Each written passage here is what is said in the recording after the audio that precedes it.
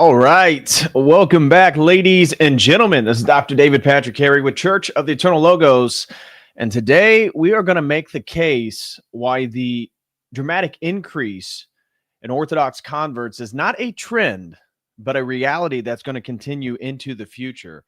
So today we're going to be addressing why Orthodoxy will eventually take over America. Now, it may not be in the next 5 to 10 years, but generally the argument I'm going to be making is the symptoms of modernity and the problems of modern America and really Western civilization that are driving so many people to Orthodoxy is not going to end anytime soon. And so the reasons for people converting, well, those aren't going to go away. And so as long as the Orthodox Church maintains itself and deals with really some of the internal problems, such as the clergy shortage, Orthodoxy has nothing but an upside moving forward. So I think that, well, you'll see, I'm going to make the case with 10 reasons that I think Orthodoxy is only going to increase in America. And, you know, much of it has to do with we've talked about the deism, the modernity, but the meaning crisis, so many things that people are looking for. Orthodoxy truly is the solution. So I got a little monologue. We'll be doing 10 points on why I think Orthodoxy is going to continue to grow.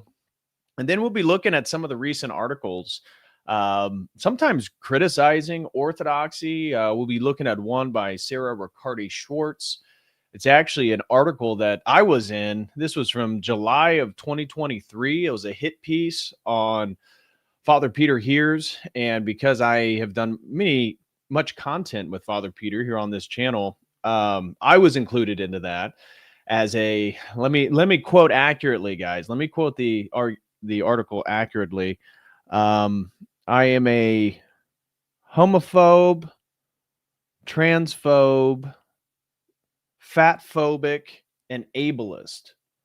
So guilty as charged, I suppose. They hit the nail on the head there. But we're going to be looking at some articles and also some videos. You know, what's the hottest thing? If you're a Protestant or a Catholic right now, the hottest thing is to attack the Eastern Orthodox Church. So, yeah.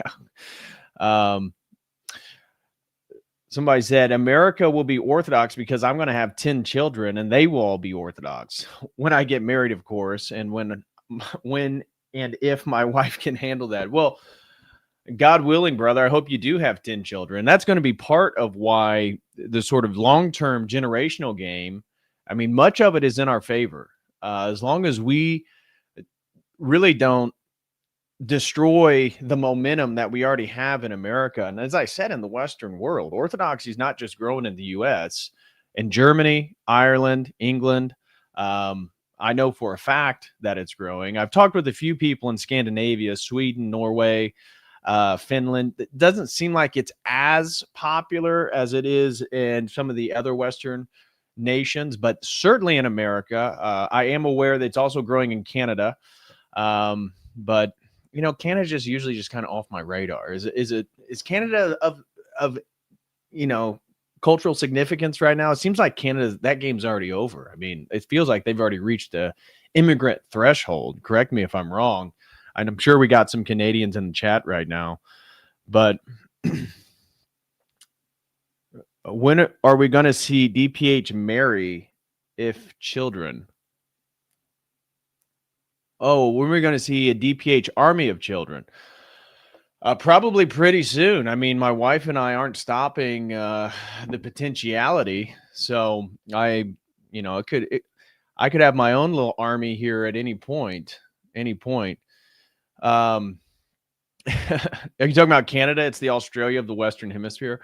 I don't know. I kind of privilege Australia over Canada. Canadian politicians are trying to sell their country to China. Let's say this. Almost all the Canadians that I engage with and interact with, one, they're mostly all Orthodox Christian or Christian adjacent, very good quality people.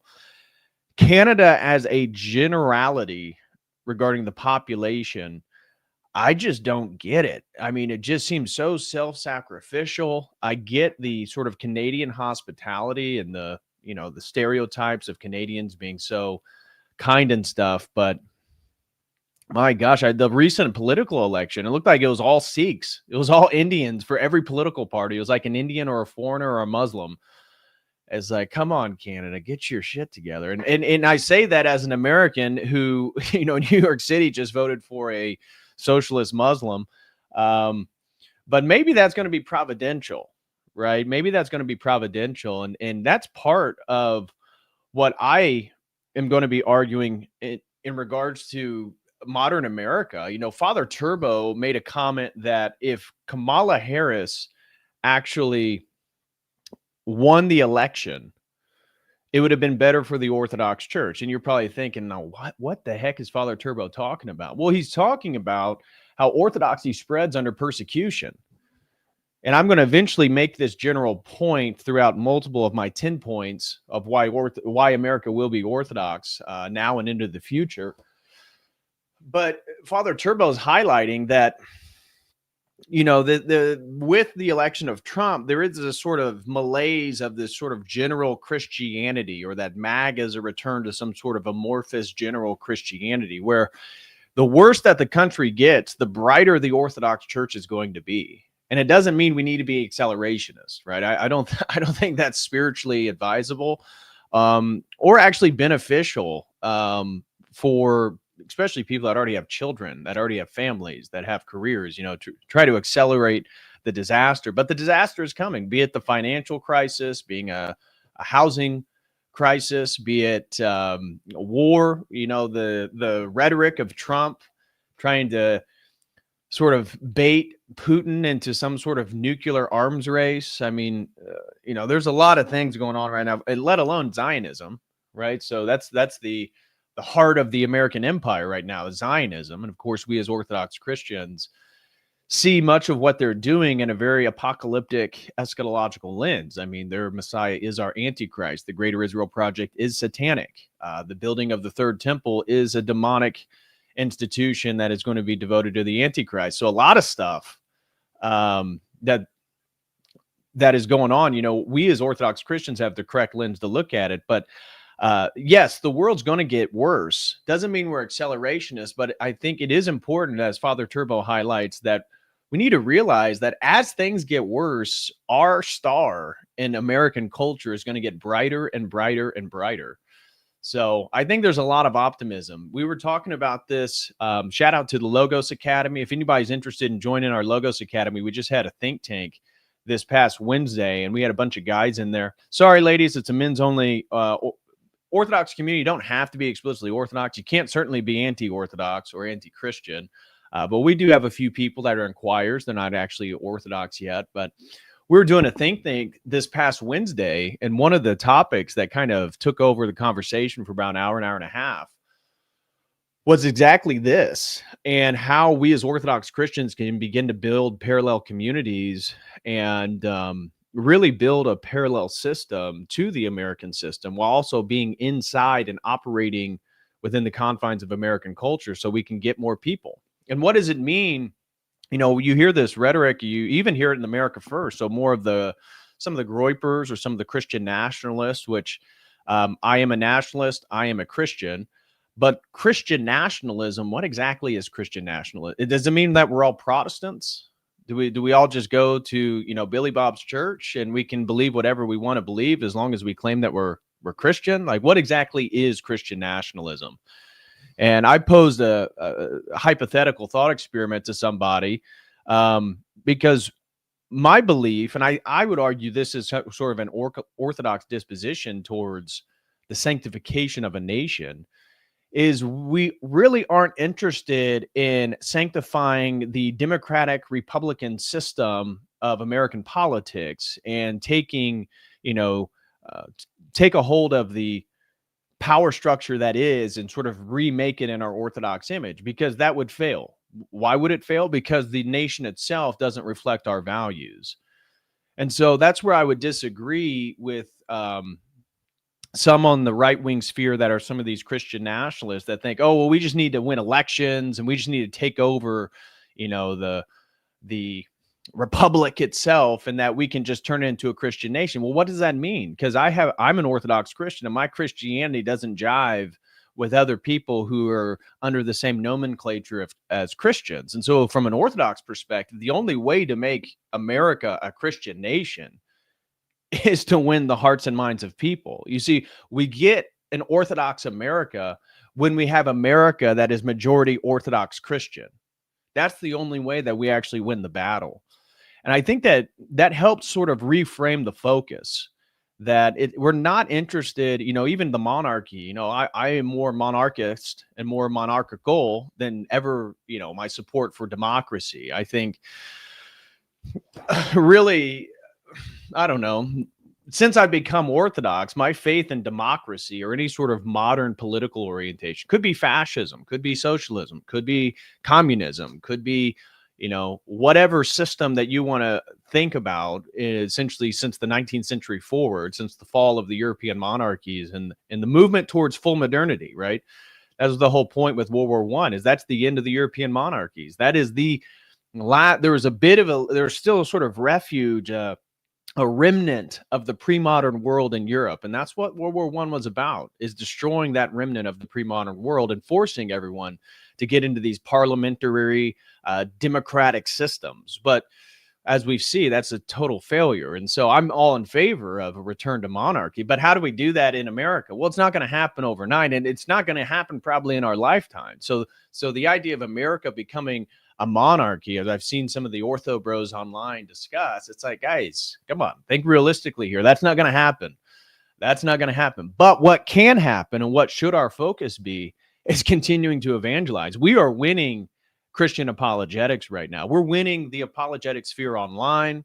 We're winning the debates, but we're also winning the culture. I mean, when it comes to all the cultural issues, it's orthodoxy where you get the full and total package. So our job really isn't to do much, but continue to do what we're doing and win the hearts and minds of men and women. And eventually, as our first comment said, of having 10 children, once you get married and you have your children, and again, if you're an Orthodox man, you should have the goal of at least 3 children. I mean, you already know the game. If you're Orthodox, you already know the game. You already know the demographics, you know the immigration, you know the projected state of America at, by the year 2100. I mean, it's going to be a totally different country. However, if Orthodox Christians actually get their butt together, get married, and have at least 3 children, well, we're above a replacement rate. And if we can maintain our children in our Christian faith, which we've talked about before, as long as the father if the father maintains his religious identity and devotion and attends services regularly, and then if the wife also does as well, it's like an 85% chance of religious retention. The problem often is, and in one study that dropped. So even families where the mother didn't go, but the father did, it was like 65 to 70, where the children would still keep the tradition they were raised with. But if it was just the mother and the father did not attend religious services, it dropped to like 30 to 35% that the children would retain their religious identity. So we're in a position where we need men. We need men to become Orthodox. We need men to have children, and we are going to win the culture. I mean, this is the thing, that if you're really going to think in spiritual terms, we have God on our side. In a sense, it's not a fair fight. I mean, as long as we're not censored, how can we lose? We have the true church. We have the aesthetics. We have the tradition. We have the theology. We have the apologetics. We win. We win. It's just a matter of time. And we're in a sort of nascent state. I was just for prepping for today's stream, I was just trying to search for like Protestant Catholic objections to the growth of Orthodoxy. And I wrote down a few, typed out a few of what the continual themes I found, but it's not strong, guys. It's not strong. I mean, Joel Webbin's whole critique is that Orthodoxy isn't American. Well, it's about to be. Because Orthodoxy isn't about a nationality. It's about the people of a nation adopting the faith. And that's what makes it Orthodox America. That's what makes it, Orthodox Serbia or Orthodox Russia, is that the people, the heart and minds of the people have already adopted the faith. And my God, guys, I'm here to tell you guys, we are winning and we're going to continue to win. And it's not going to slow down anytime soon. They keep saying that this is some type of trend. This is like an aesthetic trend. It's a cultural trend for the young guys to become Orthodox. No, it's not. This is not a trend at all. This is real life. This is happening. It's going to continue to happen. And, kind of the phrase that I had in mind regarding that was,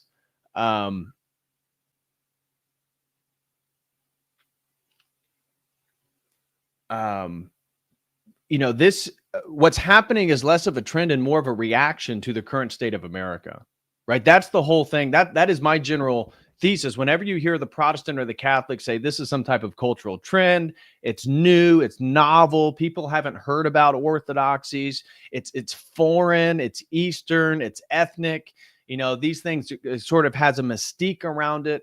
And it's no, that's not why people are converting to orthodoxy. And I don't mean to say as a reaction that people aren't choosing orthodoxy out of sincerity of the faith and the truth of the church. That is true. But what gets them to even prioritize or look at orthodoxy? It's a reaction. It's a reaction to the failures of Christianity, Western Christianity. It's a failure of Protestantism. It's the failures of Catholicism. It's the failures of secular modernity, America, It's a reaction to the existential crisis. It's a reaction to, the meaning crisis. It's a reaction to all these things that you're seeing people talk about online, but only one thing actually solves all of it, and it's Eastern Orthodoxy. So I'm very hopeful, and I've actually, it kind of put a pep in my step today. I was looking at all these shorts and YouTube videos and Gavin Ortlund, criticizing Orthodoxy. And it seems like Ortlund, I got, I had a couple of his videos pulled up. We may watch some of them. I don't know. But his whole thing is, at least the ones that he did, he put out a video recently after he just attended the marriage conference at Father Josiah Trenum's church in Riverside, California, St. Andrews. And he put out a video saying the problem with orthodoxy, and skimming through it, I watched it. I think it was 20 to 30 minutes, probably 15 to 20 minutes of it. So I got the general gist of it. And it basically came down to that orthodoxy claims to be the true church and unchanging church. But because people use that phrase, he's arguing that's not the historical stance. And that people like modern Jonathan Paggio and myself, he doesn't say me specifically, but online commentators, content creators that are pro-Orthodox, that they say that we know where the Holy Spirit is, but we don't know where the Holy Spirit is not. And this sort of gives us, for him, an out on justification of people's salvation. And it's like, no, that's not an out. And his argument, at least in one video, was because people are claiming these things, he then highlights historical evidence of where saints and church fathers claim that you must be Orthodox to be saved. Well, we also believe that. We're just saying we're not making claims about people's salvation outside the church. That does not mean that we don't believe that salvation solely resides in the church. It does.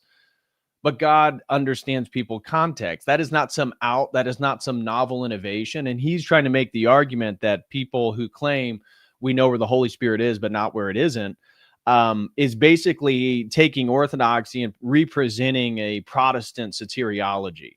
And no, we're not. That is not a Protestant soteriology. And I think that's a pretty weak critique. I mean, I saw one guy, a Reformed guy, and the video had a considerable amount of views. And he's arguing that, he's trying to debunk orthodoxy, and he's going through, the Theotokos, iconography. And he get in one section, again, I was clipping through it. It was like an hour and a half video. And he's talking about asceticism. And he highlights a quote from St. Irenaeus, so a saint of our church. He highlights a quote from St. Irenaeus and Against Heresies, his famous book documenting and refuting various heresies, talking about a heretical group that doesn't eat meat. And the argument from the Reform guy was saying, look, Orthodox Christians are the same heresy that's Irenaeus was talking about. What? Because we fast? St. Irenaeus fasted, bro. Like, just because we fast does not mean we're the same thing as some vegetarian heretic Gnostic cult of the ancient period. I mean, it's so brain dead. And so this is why that's why I put a pep in my step. The more I listen to the refutations from Protestants and Catholics about the growth of Orthodoxy, the more I'm just convinced, like, my God, nobody's going to buy this shit. Like, we're kind of set. I mean, they're doing so much of the work for us, really. Their arguments are so weak. And that's why, for me, it came up in the think tank the other night, was talking about free speech. And people were talking about defending free speech, the importance of free speech, stuff like that. And my claim was, in the American landscape that we exist today, yes, I'm in favor of free speech. But in my idealistic future, again, I'll probably be nowhere on the earth when this, God willing, occurs. Let's say, theoretically, hypothetically, in the future, maybe 100 years, who knows, that American society and the American experience is totally reshaped, and we get some type of Orthodox monarchy in America. Now, very, very unlikely. All right, it's not something that I proselytize is going to be the case in the future. But let's bear with me here. Let's say that's the case. If that is the case, I want blasphemy laws. I don't want mosques in the country. I want a prohibition on certain religions. And it's funny because that shakes the American fabric in individuals, right? And this is, I think, why people are so stunned right now. I mean, how can you argue against Mamdani being the mayor in New York City when you then are also talking about how you're a free speech absolutist and I'll die for the right for the Muslim to worship in America? Like, okay, I get the sentiment, but don't you see that you're literally contributing to your own cultural suicide? And that's where the American experiment was fine, when it was basically Europeans who all shared a general Christianity coming to America. But that doesn't exist anymore. That doesn't exist. And so to be absolutely pro-free speech, to view the American Constitution as some divinely inspired document by a bunch of deists and Masons, it's like, this is why you guys are losing. Don't you see? It's like politics is the sort of mystical outlet for American Protestants, right? They don't have mysticism. They don't have sacraments, but the ballot box is a kind of a sacrament, right? Because America is the chosen nation by God. We are the shining city on the hill. And therefore, to contribute to our democratic processes somehow sanctifies you. I mean, I think this is a common sort of subtle presupposition that maybe most people wouldn't articulate it the way that I just did, but they're certainly fallen victim to these presuppositions. And that's why Orthodoxy is coming to cleanse the slate. When you become Orthodox, it forces you to recalculate so many of the fundamental presuppositions that we're shaped by in Western civilization. And then in America specifically, we have our own American ethos. And it is sort of a rugged individualism, which isn't bad. But now that we exist in a fragmented country with multi-religious, multicultural elements, multi-linguistic communities, and there is no shared sacred canopy, yeah, the experiment's kind of doomed. It's only Orthodoxy that can begin to cleanse and unify the problems that we're already faced with. So I think the rugged individualism of America is problematic. People are digitally isolated now, right? And we talked about it in the think tank on Wednesday, is that it's actually the leading contributor to death. Do you guys know that more people are dying from depression and isolation than like smoking cigarettes?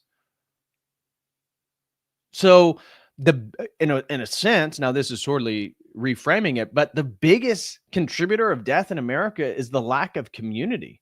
Well, where do you find community? Well, back in the day, let's rewind America 60 years ago. Maybe you lived in a small town and, choose a state: Arkansas, Missouri, Georgia, Arizona, it doesn't matter. Maybe you lived in a small town and maybe there were people, there's the Baptist and the Methodist over there, there's the Catholic Church, but everybody had a sort of shared cultural understanding, a shared cultural framework. Everybody got along, low crime, high trust, very homogenous demographics.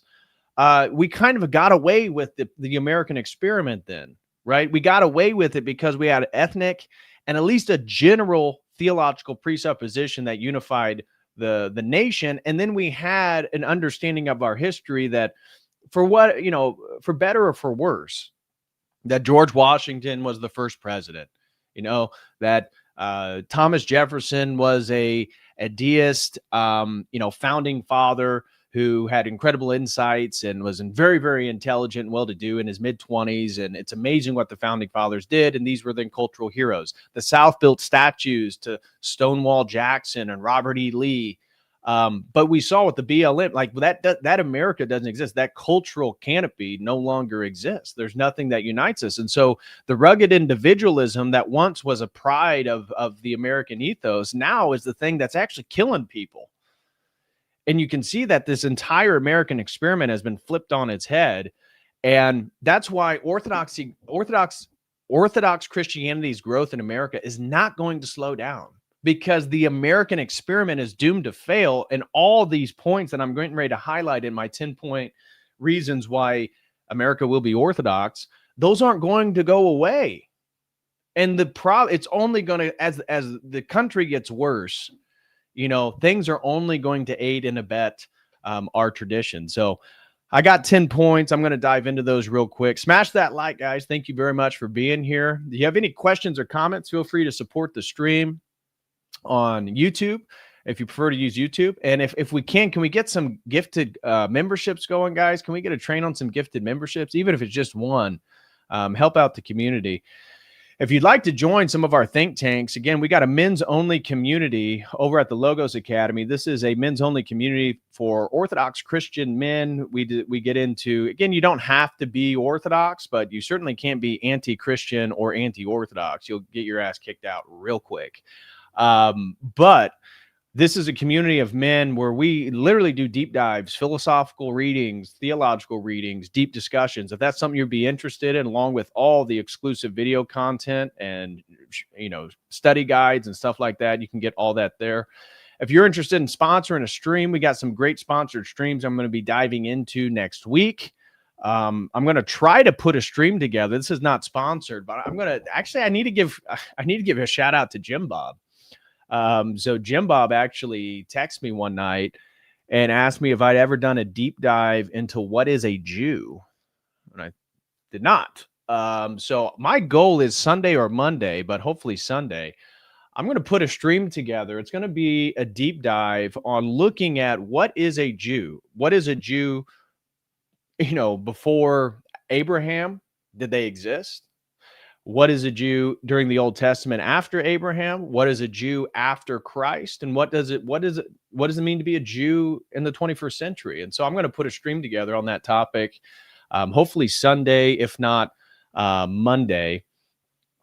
So anyways, if you have a stream that you'd like to sponsor, feel free, reach out to you and get a little clarity on what the topic is. I'd be happy to do that. Also, if anybody wants to sign up for a one-on-one session, you can do so with this link right here. Be happy to dive in and chat with you regarding any topic or educational insight you're interested in. Also, do check out my book, Return to Babylon. This is the ultimate Orthodox critique and academic takedown of transhumanism and putting it in its own eschatological context. Transhumanism focuses on the singularity, where we also see the singularity, but their singularity is the emergence of the Antichrist. So check that out. You can get that on Amazon with this link right here if you're interested. So that's the cheapest way to get the book. And also, if you're interested in getting some peptides, my new affiliate is Level Up Health. They have the highest quality peptides. So I am on currently a 2-month cycle of BPC 157. If that's something you guys are interested in, use promo code COTEL, COTEL, and you can get a discount. Obviously, they're a little bit expensive, but we can assure you on the quality of these products. I work with them, and Dr. Michael Moeller has been working with them for a long time, and that's why he uses them exclusively for peptides and recommends all his clients to go there. So if that's something you're interested, check out Level Up Health and use promo code CODO. You'll get a great discount on some of the peptides. All right. Josiah throws in 10, says, excited to see you on Palm Coast later this month. Oh, thank you so much, Josiah. I really appreciate that. Yeah, Palm Coast is going to be a blast, man. Unfortunately, guys, if you haven't already got your tickets for the Athens and Jerusalem conference with myself, Jay Dyer, Father Deacon Dr. Ananias, Metropolitan Jonah, and Father Vladimir, they are now sold out. So you can no longer get tickets. They are sold out. I think we're at maximum capacity of 200 people, somewhere around there. But just talk with Neil from Dirt Poor Robins. He's going to be the MC. So it's going to be fun. It's going to be a great time. He was asking me about potential working title for the speech. I still got to finish my speech and put it together. But I'm excited. My wife and I, we're going to get down there a little early. That way we can get a couple days on the beach while we're in Florida, up here in the Midwest. Late November, Thanksgiving time, starting to get cold. The winter's getting ready to hit. So Josiah, looking forward to meeting you, brother, in Palm Coast, and a bunch of other people. There's a handful of other people that reached out. Total Gravity throws in $40. Thank you, Total Gravity, for the generous support, my brother. God bless you. Really appreciate it. No comment. Snagglebeast throws in a comment. Been a Kodo Crew member for 20 months. Thank you so much, Snagglebeast. He says, 1 week to DebateCon, 2 weeks to Athens and Jerusalem. Excited to meet you at both. Hoosiers rock. Well, Snagglebeast, that's great, man. You're going to be at both of them. That reminds me, I need to set a goal. I forgot to set a goal for today's stream because I need to raise money for the trip. I totally forgot to do that. So we'll set it at 20 super chats today.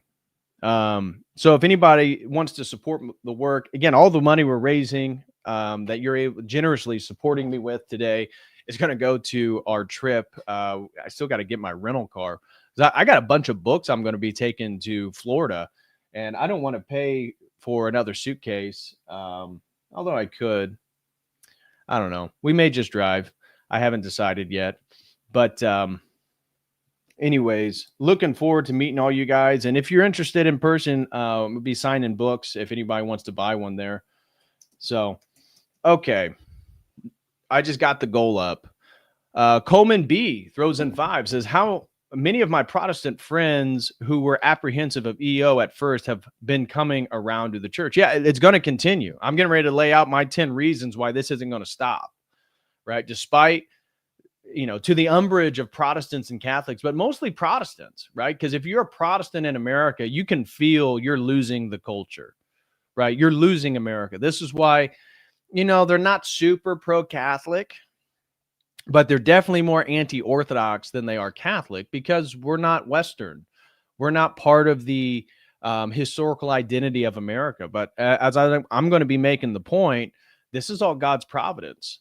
That America almost needed to be in the place that it is today for the old faith to make a resurgence in the new world, right? That's really what's happening is the old historic faith, the unbroken link to the apostolic tradition is now taking root in the new world, in Canada and America, but in Western Europe, generally speaking. So yeah, that's what you're experiencing isn't going to change. And I'm going to make my argument for 10 reasons why. Total Gravity gifted 10 Kodo Crew membership. Bro, thank you so much, Total Gravity. That is a generous support of you today, man. God bless you. Thank you very much for the support and gifting some Kodo Crew memberships. Really appreciate that. And David James Flood also gifted a Kodo Crew membership. God bless you. My brother AC, how are you and the family doing, man? I hope you guys are well. He says, will that have a Matt Walsh style docu movie to go on? Yeah. Fair enough. God bless you, AC. Hope you and the family are doing well, my brother. Journey of Abundance throws in 5, says one session with DPH cured my liberalism and increased my deadlift by 500. That is actually a fact. Journey of Abundance, you forgot to record your video testimony. So I'm going to need that in an MP4 file for the website, but you're absolutely right. That did occur.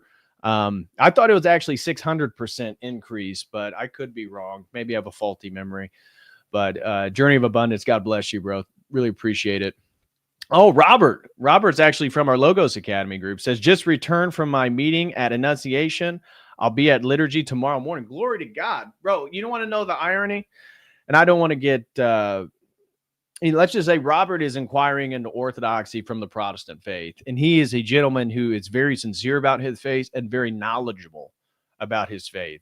And so what Robert, we were just in the think tank this past Wednesday, and one of the things that we were discussing is he had a meeting actually with an Orthodox priest today.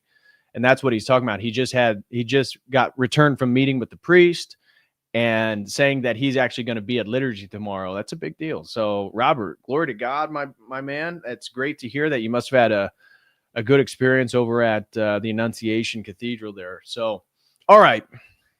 With that being said, let me just real quick, so I don't miss anybody, make sure, okay, so over on Dono Chat, John Anon throws in 5. Thank you very much. John Anon says, make America more Orthodox by building and promoting more quality art, films, books, and other content. Note the launch of Logos Cinema featuring the new American Orthodox film. See, let me copy that, John. Let me copy that. And I'll paste. So he was talking about this film right here. I just posted the link. That is John Hammond, one of our great Orthodox brothers and author. We've done multiple streams on some of his books, and I'll be doing another one in the near future. He just came out with a new book on who is St. Nicholas. It's actually right here. Nice, readable St. Nicholas, the Wonder Worker, the real story of Santa Claus. This is by John Hammond. And I've done 3 or 4 of his books. He has the amazing documentary, American Orthodox, which is documenting the history of Orthodoxy and in Orthodox American saints. And so thank you so much, John, for the support. God bless you, brother. And Heidi B. Mary throws in a generous $20, says, thanks for the great streams. Well, thank you very much, Heidi. Really appreciate that. Okay. So with all that being said, now let me get into my arguments for why America will be Orthodox and why this isn't a trend, but a true reaction against the failures of modernity, general. So number one reason, as you guys could guess, the number one reason why Orthodox is going to continue to grow in America is the failure of modern Western Christianity. And so, as you guys already know, and I've already made this case multiple times, and if you've listened to some of the previous streams, I've mentioned this, that even during my PhD defense, one of the scholars, she is a philosopher out of the Thomistic tradition. She's an expert on Aristotle, and her scholarship focuses on neuroscience, philosophy of mind, philosophy of person and brain, that type of stuff. And when she read my book, I'm making the case in my book very explicitly that Orthodoxy is the only pre-modern alternative, Christian alternative in America. And I make the case, and I try to actually present that in chapter 3, that even the Catholic Church is still modern. And so she actually questioned me during the defense of my dissertation and said, the Catholic Church is also pre-modern. And then I brought up Vatican I, Vatican II, aspects that are coming out of the Vatican, Pope Frank, now Pope Leo. And she conceded that, yeah, I guess you're right. The Catholic Church has modernized in many ways.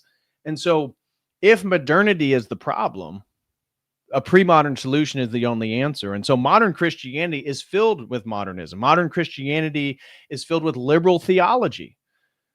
And so this liberalness, again, neoliberalism, it's part of modernity itself, is that modernity is built on this idea of progress. And you may think that progress is just technological or scientific or material. That is the case. As we've said, the 5 pillars of modernity are rationalism, individualism, scientism, technological progress, and democracy, right? It's these 5 pillars that define the modern age. And that's what is meant by modernism. And that's what the postmodernists are rejecting, right? They're rejecting that paradigm as a fulfilling structure that will ultimately lead to utopia. And I agree with the postmodernists, it's not going to lead to utopia. And with the liberal theology, we've seen that this sentimentality towards progress has also meant changing the entire theology of Christianity. You've seen the Anglican Church want to take out male pronouns for God. How the hell do you get there? You know, and now they have like an Archbishop of Canterbury as some liberal woman. Well, what man dealing with the problems of modernity, the existential crisis? We're talking about, if you're in Europe, Muslim stabbings about every day. We're talking about immigrants coming to your community and mocking you, killing you, and then getting paid by your government from your taxpayer money to do it. And then if you speak out against it, in the case of England or Germany, online, the police will come and arrest you for it. And you want people to find refuge in a liberalized Christianity where the Archbishop of Canterbury welcomes Muslim graffiti on their churches as a form of multicultural semiotic expression? What? What? That's not going to work. That's not going to work at all. And so the liberal theology, the relativism, which has emerged, that's why, you know, the Methodist Church has split between the global Methodist, which is really, you know, a sort of maintaining of some type of conservative Protestantism. Just because they don't want to marry gays, the United Methodist Church had to split from them because it's so liberalized. And so how can you, as a Christian pastor with some woman who has a multi-rainbow colored, vestment on, tell you, oh, well, you need to abide by Scripture, when Scripture says she shouldn't even be in the pulpit, tells you that men should not be sleeping with men and women shouldn't be sleeping with women, that this is a bastardization and a diminution of the image of man, moving back to a sort of bestial mentality, somebody who's totally possessed by sexual passions. And yet these same churches are trying to codify it as part of their doctrines. And essentially it's almost their dogma, right? Because if you go against it, you're a homophobe, you're a transphobe, as if we have some irrational fear of it, right? That's why I hate the phobia language. We do not have an irrational fear.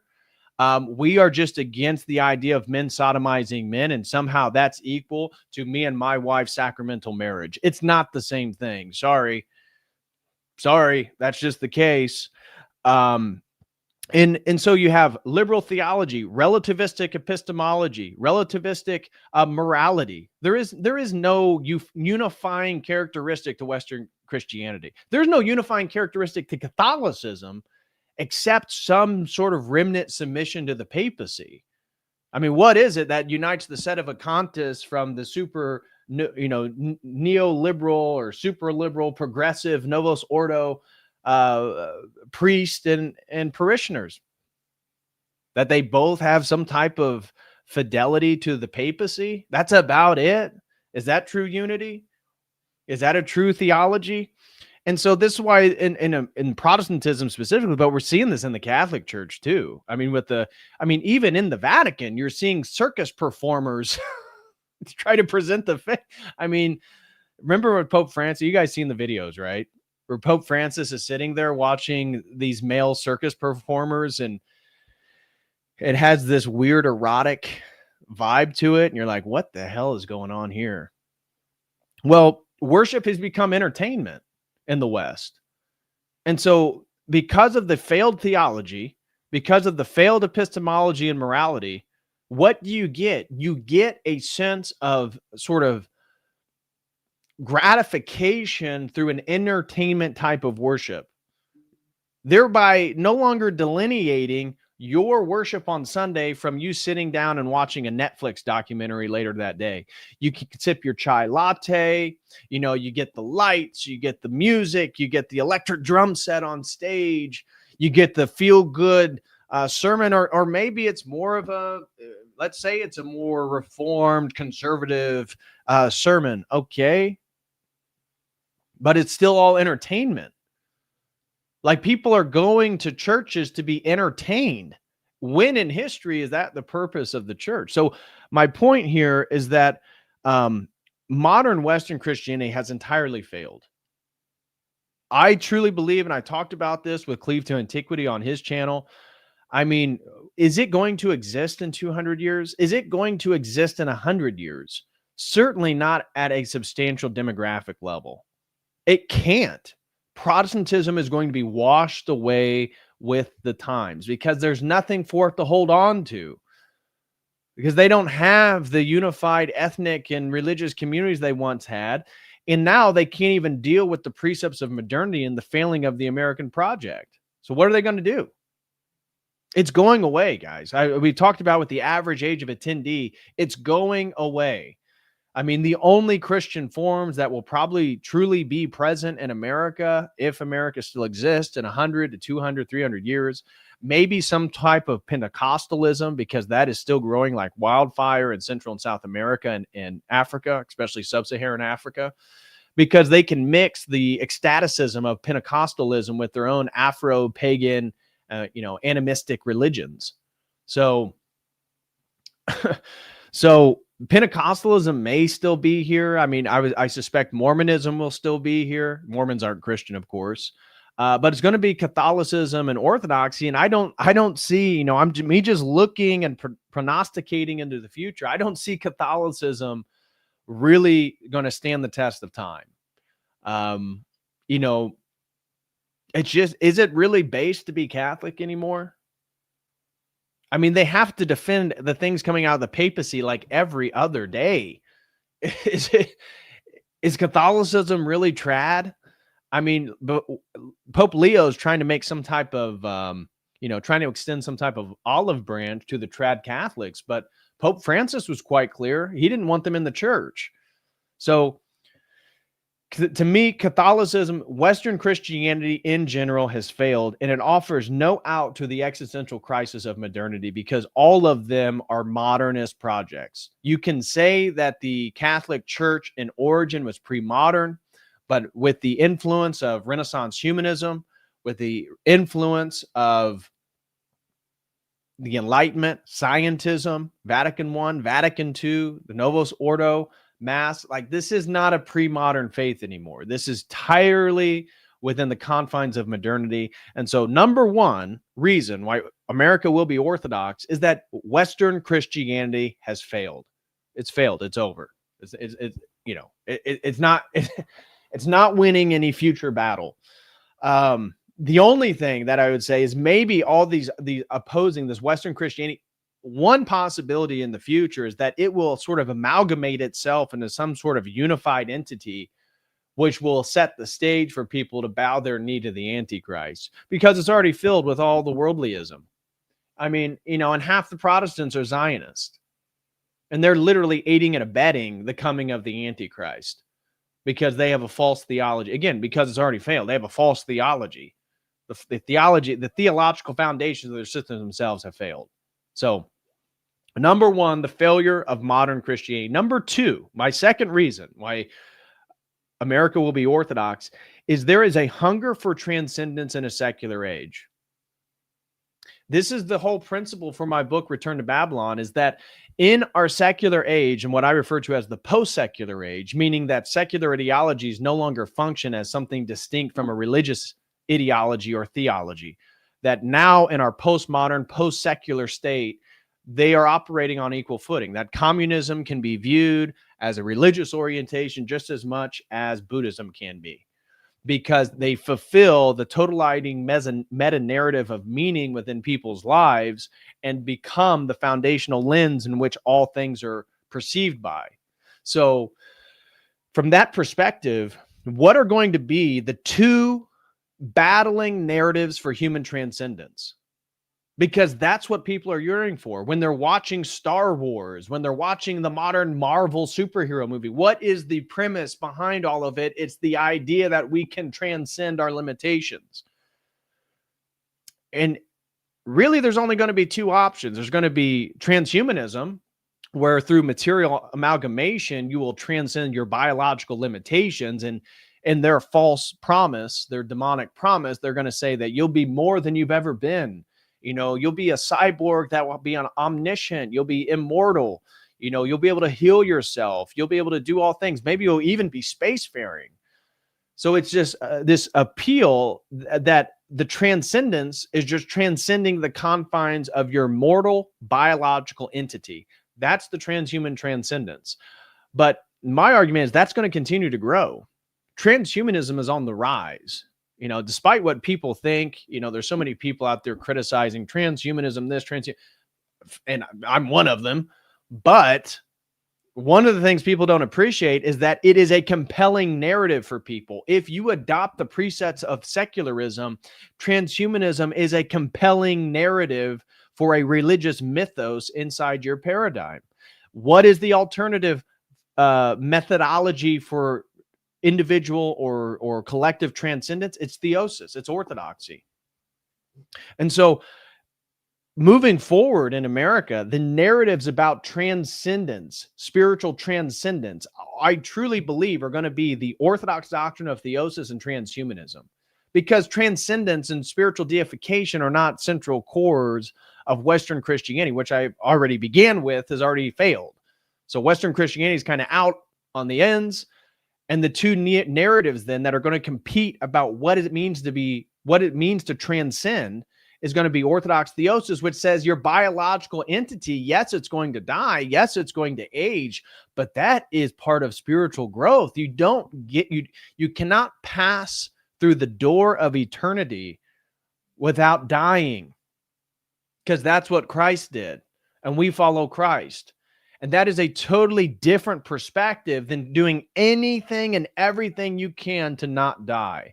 In our drama alert, that was the very last topic that we discussed was Brian Johnson, the transhumanist, the guy who looks like he's mid-20s, he's in his 40s, he's a multi-millionaire. And he said, I have a new moral philosophy. It's called don't die. Wow. Who thought of that? I bet. Did you pull that out of the Greek tradition? Where'd you find that really deep moral philosophy? His whole thing is that we just need to supplant the myths of religion with a new myth of telling people to not die. But guys, look at his following. Like thousands and thousands of people are part of this. So this is the irony. As orthodoxy grows, transhumanism grows. And so my point then is that transcendence is not transgression. Transcendence in the Orthodox framework is not about transgressing boundaries. We've talked about this before, about psychedelics, about how they dissolve boundaries, and that all the boundaries in our contemporary world are being transgressed. No border, no wall, no USA at all. National boundaries dissolved. Boundaries between man and machine dissolved. Boundaries between man and animal, really, you can point your finger towards Darwin, dissolved. Boundaries between men and women dissolved. What boundaries are there that exist? I mean, you can't even, for some people, obviously this is common knowledge. Obviously this is just common sense. But for a vast majority of people, you can't even say that men can do certain things that women can't do, or that women can do things that men can't do. Now, usually there's less pushback on that. You say, yeah, but women can give birth. I can't give birth. Usually there's less pushback on that. But if you say, yeah, women can't, they can't work the oil rig. They can't do the dangerous jobs. They can't keep society running the way men can. They are not as physically strong. They are not as rational on average. Those are just facts. But you get pushback on that. Common sense. And so America, I argue, is defined by consumerism, materialism, secularism, relativism, and individualism. Modern America, 21st century America. You consume your identity. What is your identity? Well, it's not your ethnic, especially if you're white. You're not allowed to say that. So you can't say, I am European. I'm a European, or I'm a European. You can't use your ethnic identity unless you're a minority, of course, then you can. But you consume your identity. It's the clothing brands you wear, right? I wear Dolce & Gabbana. I wear Louis Vuitton. Gay, very gay, but much of America consumes their identity. It's consumerism, materialism, secularism, relativism, individualism. It's only orthodoxy that offers real transcendence, a replacement for the individual with community. And that doesn't mean that we're anti-individual. I mean, there's so many books written about how Christianity in general, right? In general, Christianity is already promoting a novel understanding of the individual within history, because a singular person, Jesus Christ, entered into historic time, i.e. an individual, right? A singular person. And that we then are to carry our cross and follow him. We are not, a total collectivist mindset. There is obviously a role of the individual. In our Orthodox framework begins with our subjective experience with God, theosis, mystical encounters, the sacraments. Those aren't definable by science. They can't do measurement and averages to try to analyze exactly the mystery that's happening in the Eucharist or the sacrament of marriage. No, it's beyond those categories. But community is huge. And as I just said, America doesn't have communities. How do you get a community in America? You have a video game you like to play and you meet up with other people that like to play it online. Is that community? Is that a self-sacrificial community? Is that a community that's going to withstand actual trauma and persecution in the world? Absolutely not. I mean, it's legitimately, this is the whole premise of the book Bowling Alone, if you guys are familiar, which is documenting bowling leagues in America and how few people actually, and it's a sociological commentary, not just on bowling, right? It's not about bowling. It's using bowling as a singular specific metric to view communal activity and essentially the collapse of America, and how Americans, we no longer do things collectively. Very rarely. You ask Gen Z, it's the most isolated generation of all time. The amount of people who regularly go and spend time with a group of friends is at a historic low. And so, rewind to the 1970s, 1980s, it was still common for groups of people to go do things together as groups. Where is that in modern America? Again, it's the digital isolation that we're under. And the digital isolation feeds upon the individualism, which is a core ideal of the American mind. So orthodoxy is the only thing that offers true transcendence, community, beauty, divine order, tradition, mysticism, and liturgical depth. And so as this number 2 point is highlighting, hunger for transcendence in a secular stage is the reason why so many young men are looking for orthodoxy. And it's only orthodoxy that provides the correct prescription to the descriptive destruction that we've already outlined of America. And so that's why the second point, why America is going to be orthodox. Orthodoxy is the only one that offers true transcendence. That narrative is going to compete with transhumanism. It's the only one that offers a community where you actually are responsible to other people, guys. And I'm going to come back to the community one. It's the only one that offers a true return back to aesthetic beauty. And I'm going to return back to that in another point. Divine order, hierarchical authority. Men actually have specific roles that women do not engage in, right? Just that, it sounds so simplistic, but point to me anywhere in American society where you can say men do this, women do not do this, they do this, and men do not do that. Well, just anything. It's so general, but just tell me anything in American society where that's the case. So with that being the background, the fact that we have an all-male hierarchy and clergy, that is huge. That is huge. So we have true order. We have true tradition, right? We have the true apostolic tradition. We don't have all the novelties of Catholicism, for example. Catholicism, you could say, is arguably the biggest competitor to Eastern Orthodoxy, but it's constantly shooting itself in the foot. As much as the Catholic apologists and tradcaths online want to try to defend this sort of idealized crusading spirit of the Catholic Church, that does not exist, my brothers and sisters. But it doesn't exist. The Catholic Church, really? You see that as standing up against globalism? You see Chrislam You see Chrislam and Abu Dhabi standing up against globalism. Your church literally says you worship the same God as Muslims. Good luck. Good luck defending your Western Catholic nation when your church says, oh yeah, welcome the Muslims. We worship the same God. Meanwhile, Muhammad just raped your daughter and stabbed her. Yeah, not really going to find the appeal. So it's only Orthodoxy that still has the true mysticism, the tradition, and the liturgical depth. Number three, the third reason why America will be Orthodox is the sacred aesthetics. Obviously, look at, and we talked about this in the think tank. Look at modern American aesthetics. Look at the buildings. Look at the infrastructure. At least I was talking with the members in the Logos Academy. Somebody asked, like, what is the aesthetic of America? And I would say, well, if we're talking about the late 19th century, early 20th century, it's like Art Deco. And I don't hate Art Deco. I think Art Deco, it does have an aesthetic beauty. It's not the Orthodox Church, but in 21st century America, what is the aesthetic?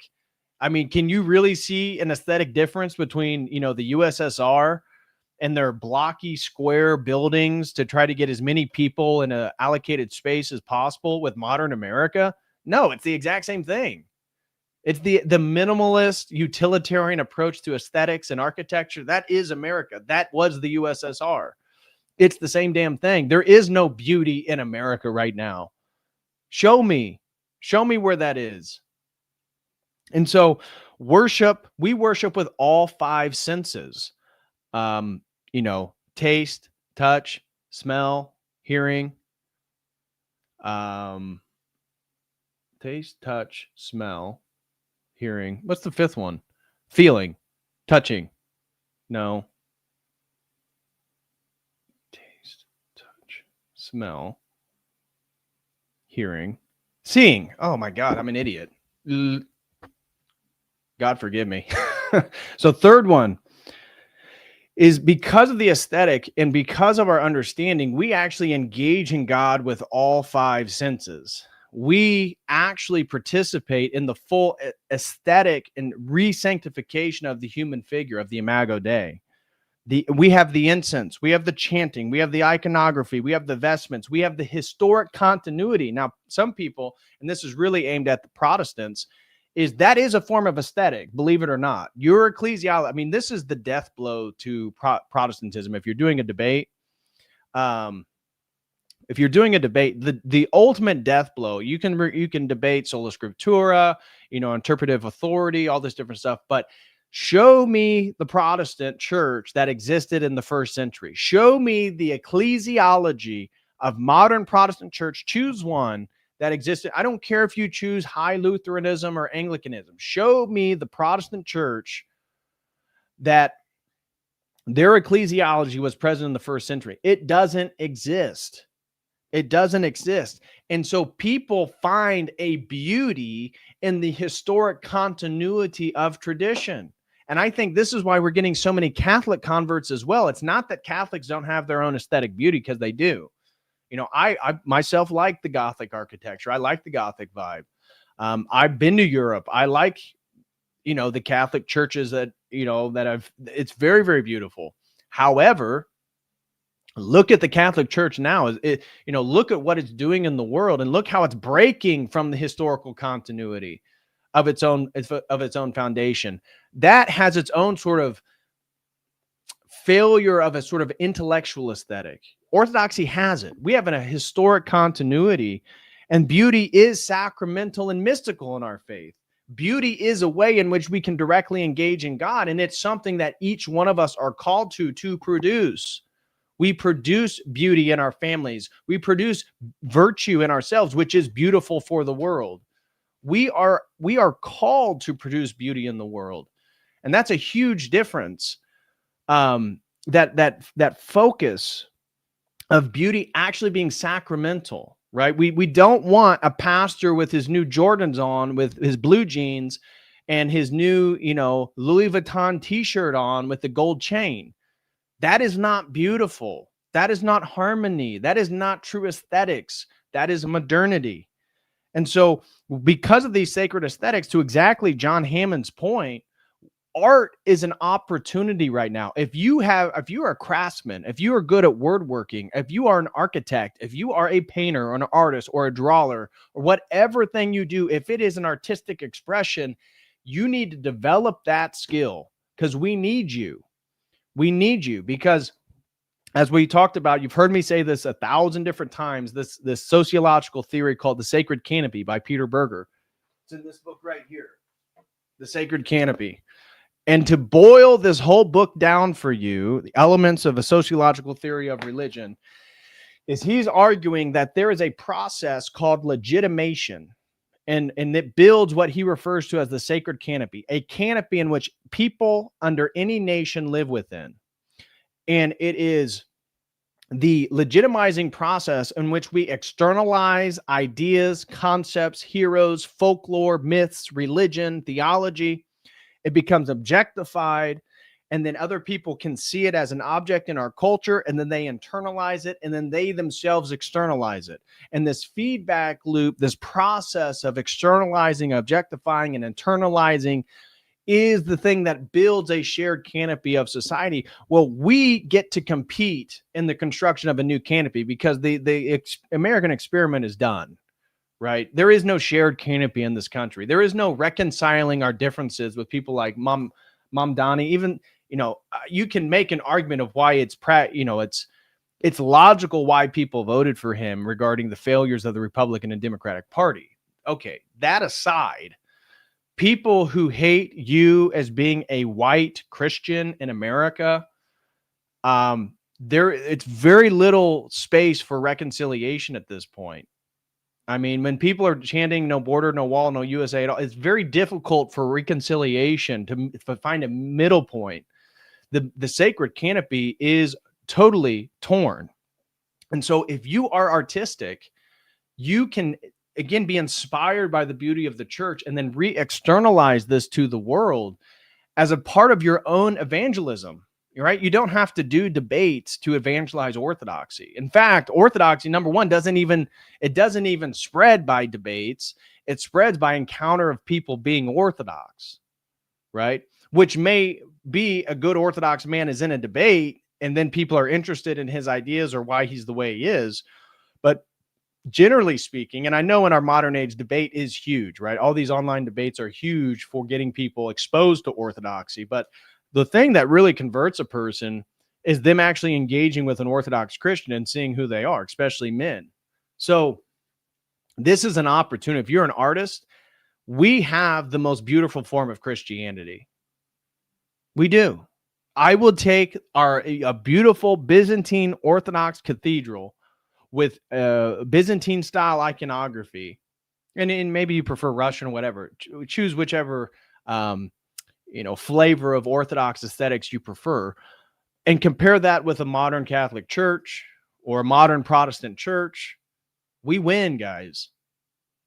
We win. We have the beauty, and beauty is an uncreated energy of God. So that's my third point, is we are the most beautiful option out of all the Christian options. And when you become Orthodox, you need to take that inspiration, and if you are artistic, express it and use that as your own evangelism. All right. Number 4, the theological and philosophical coherence. This is where the debates come in, and this is why the debates are important. The number 4th reason why America will be Orthodox is because on an even playing field of ideology, again, we win. We win by being the only pre-modern option. That was point number 1. We win by being the only true Christian transcendent option. Number 2. We win by being the most beautiful option, number 3. And number 4, we win because we are the most compelling philosophical and theological option on the market as well. And this is why the debates are so important in changing people's minds, because you don't change the mind of your debate opponent. Rarely has that occurred in any debates that I've seen or participated in. But what you do is you change the perception of the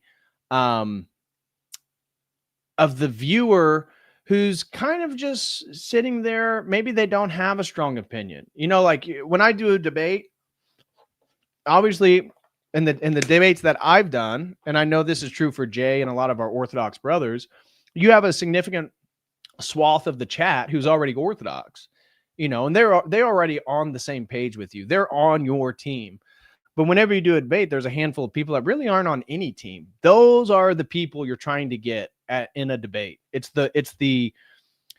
just the average watcher who really isn't polarized to one side or the other. And in that battlefield, on that playing ground, again, we win. We win on our historic arguments. We win on our theological arguments. We win on our aesthetic arguments. And we can even win in a philosophical argument. So my point here is that orthodoxy is the only one that's truly intellectually satisfying. And I think for most people who are kind of heads, and I've talked with so many people, I myself am one of those. I know FDA, shout out to FDA in the chat. He's a head. You know, a head is just a term for somebody who he's a thinker. They're in their head a lot. They like to read. They like to learn. They like to connect dots. You know, that's why people say psychedelics are often for heads, because people are already in their heads. And so they take psychedelics because it alters the internal experience, the mental experience. But I would argue that the theological and philosophical coherence of orthodoxy is so intellectually satisfying. And that was for me what shifted everything, right? I saw the beauty. I knew parts of the history. I was a non-believer, right? I'm a non-believer taking a course on Orthodox theology and history. What convinced me, and this is why for some of us, we are so Western and rational, myself included, I was too rational. So what did God do? He met me where I needed to be met. Through providence, I end up in a course learning about orthodoxy as a total non-believer. I'm not even Christian, not even Protestant, nothing regarding Christianity. I'm a psychonaut. I'm pro-psychedelics. I'm perennial. And the intellectual beauty and coherence of the Orthodox parent, what we refer to as the both-and paradigm, was so satisfying to me, even as a non-believer, that I remember leaving that course saying, you know, I'd never be religious. I'd never be part of a tradition of men, you know. But if I was, my God, Eastern Orthodoxy is, I've never heard Christianity articulated in such depth and such sophistication and such nuance and such coherence. Man, if I was going to be Christian, if I was going to be religious, no matter what religion, it would definitely be orthodoxy. And because that resonated so deeply within me, it eventually brought me to, you know what? I got to do it. I got to become Orthodox. I got to start going to an Orthodox church, because even before I went to a church, even when I was done with the course, that's when I read St. Maximus the Confessor on the cosmic mystery of Jesus Christ. I hadn't read that book yet. But again, reading that book with all the presuppositions that I had formed, I thought, oh my God, this is incredible. This is exactly what I want. This is exactly what I'm looking for. And so it's only orthodoxy that preserves the true imago Dei of man and his calling for theosis. As I said, yes, there's kind of these doctrines of sanctification in Western Christianity. It's not theosis, guys. I'm tired of people, you know, I get Catholics on videos talking about theosis. They're like, yeah, well, we believe in sanctification too, dude. It's the same thing. No, it's not the same thing. You don't have the essence energy distinction. You don't have the theology of the uncreated energy. Stop. Just stop right there. Yes, you have some notion of sanctification. It's not the same thing as theosis. Stop. It's just dumb. It makes you look uninformed and ignorant. These are different. These are maybe subtle to you, but importantly, distinct paradigms, distinct theological systems. Okay. And so it's only orthodoxy that truly preserves the understanding that you and I are made in the image of God, with the telos, with the potential, with the purpose to become like God through grace and participate in divinity and eternity as a consequence of our willful participation with God. So it's orthodoxy that understands what it means to be fully human, to unite body, soul, and nous with Christ. You know, it's only orthodoxy that can actually give you a full articulation of spiritual warfare, saying, hey, you know, those weird thoughts you keep getting, you know how you do XYZ and then you start thinking XYZ and then all of a sudden you start doing the thing that you said you weren't going to do, you know, a la, you know, Paul in the epistles, I do the thing I wish that I don't do, and I don't do the thing that I wish I do. That's us. But the spiritual battlefield's in the mind. It's the imagination. Where's the imagination? Where are your noetic faculties? Are they within space and time? Do they exist after you perish? How do you contact angels and demons? You see, it's the anthropology, it's the philosophical, theological coherence of Orthodox that puts everything in place. And this is why so many people, I guarantee you, people in the chat, let me know. People in the chat, when you became Orthodox, did everything begin to fall into place? Did everything begin to fall into place? That's the beauty of the paradigm. It's just everything could be conspiracies, could be you know, cultural aspects. But once you're Orthodox, it's like you have the correct categories to perceive everything. Could be spiritual warfare, could be your salvation, could be the transgender cults or the LGBTQ mafia or the ecumenism that's spreading around all forms of religion. Now you have the rubric to see what's exactly going on. So number 4, the whole point is that theologically and philosophically, it's orthodoxy that wins again in its coherence. This is why the tag argument, you know, is one of the preferred apologetic methods of myself, FDA, Dyer, because if you actually know the state of contemporary philosophy, it's the tag argument that's actually dealing with why philosophy has died. And then orthodoxy is the one that actually provides you an ability to defend against all the other traditions. It could be secular or religious, doesn't matter. So that's number 4. Number 5, my 5th reason why America will be Orthodox it's the crisis of meaning and identity. I've kind of already touched on this, but I haven't spoken specifically on it. It's that modern progress has not delivered peace and utopia, but moral and psychological exhaustion. That's what I believe, is that, as I said, the point of modernity was that it was every generation was going to get better. If you're a millennial or a Gen Z, do you think you're in a better position than your parents? Do you think they were in a better position than their grandparents? You could kind of make the argument that the boomers were in a better position than their parents, but it definitely ended with the boomers. And the irony is that's when we had the technological exponential growth. That should be, the boomers forward should be the utopia. That should be way better than the boomers, but it's not. And the resulting of the world from the boomers forward has been the meaning crisis, the identity crisis. And so, you know, our entire world is being eroded. Your ethnic identity is being eroded. Your national identity is being eroded. Your familial identity is being eroded through divorce, through, you know, the sexualization of our society. The intactness and the sanctity of family itself is being eroded. So if you are an American, where do you find your identity? Where is it? What is it? That's a difficult question for a lot of people to answer. There isn't really anything there. There isn't really anything there. And that's why you wear Supreme. You buy, you buy low quality food or low quality commodities is what I'm looking at. Low quality commodities with brand names to identify who you think you are, because you have no identity. And if you have no identity, there's nothing for you to die for. And that means you are incredibly malleable, because as long as your necessary needs are met, meaning maybe food and shelter, maybe a little bit of extra spending cash for entertainment, you will not resist, because you have no foundation to resist from. Don't you see that this is part of the problem? This is part of the progress of our society and where we're at. And so modernity, I argue, equals historic alienation. Why is that? Because none of your ancestors ever lived in history with the presuppositions of modernity like you and I do, like our entire world does.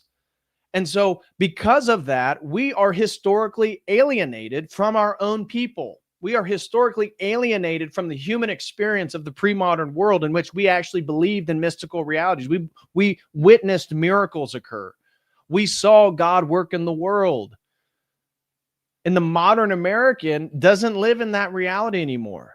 The rational modernity has sort of really, I wouldn't say cleanse. It's almost the detritus has taken over the lens in which they perceive reality, and they don't see mystery in the world anymore.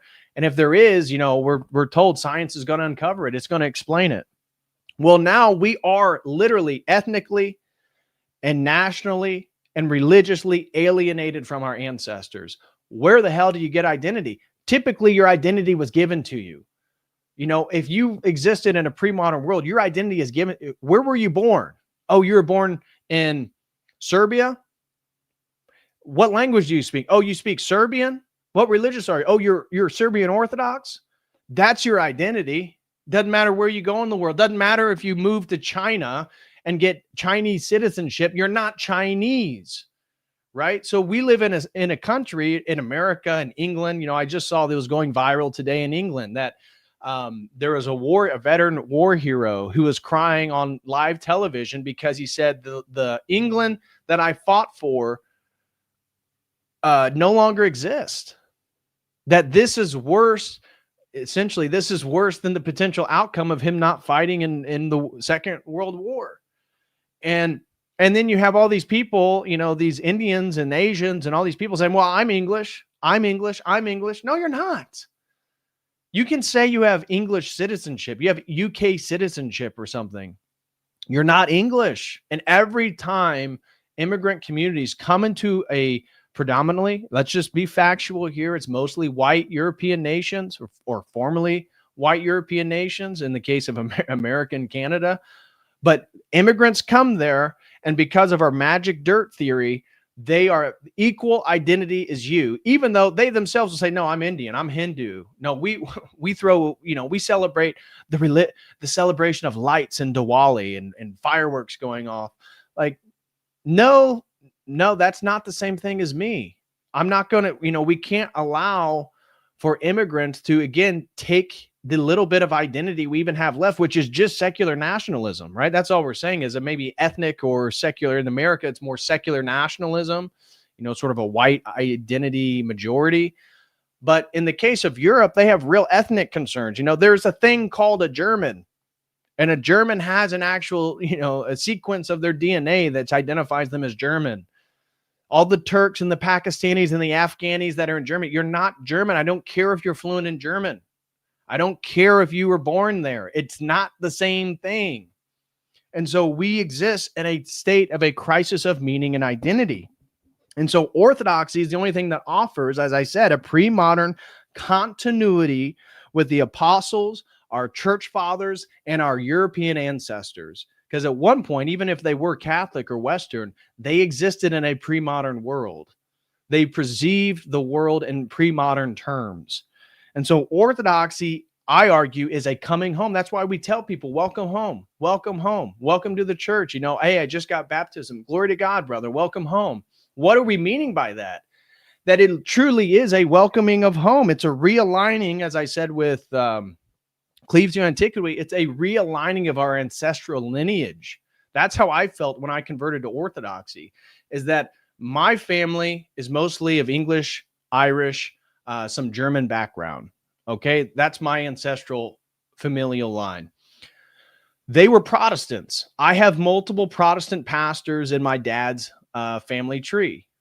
A couple of them got THDs. One person had a PhD. All of them Methodist, all of them very explicitly Methodist and promoted Methodist Protestant Christianity.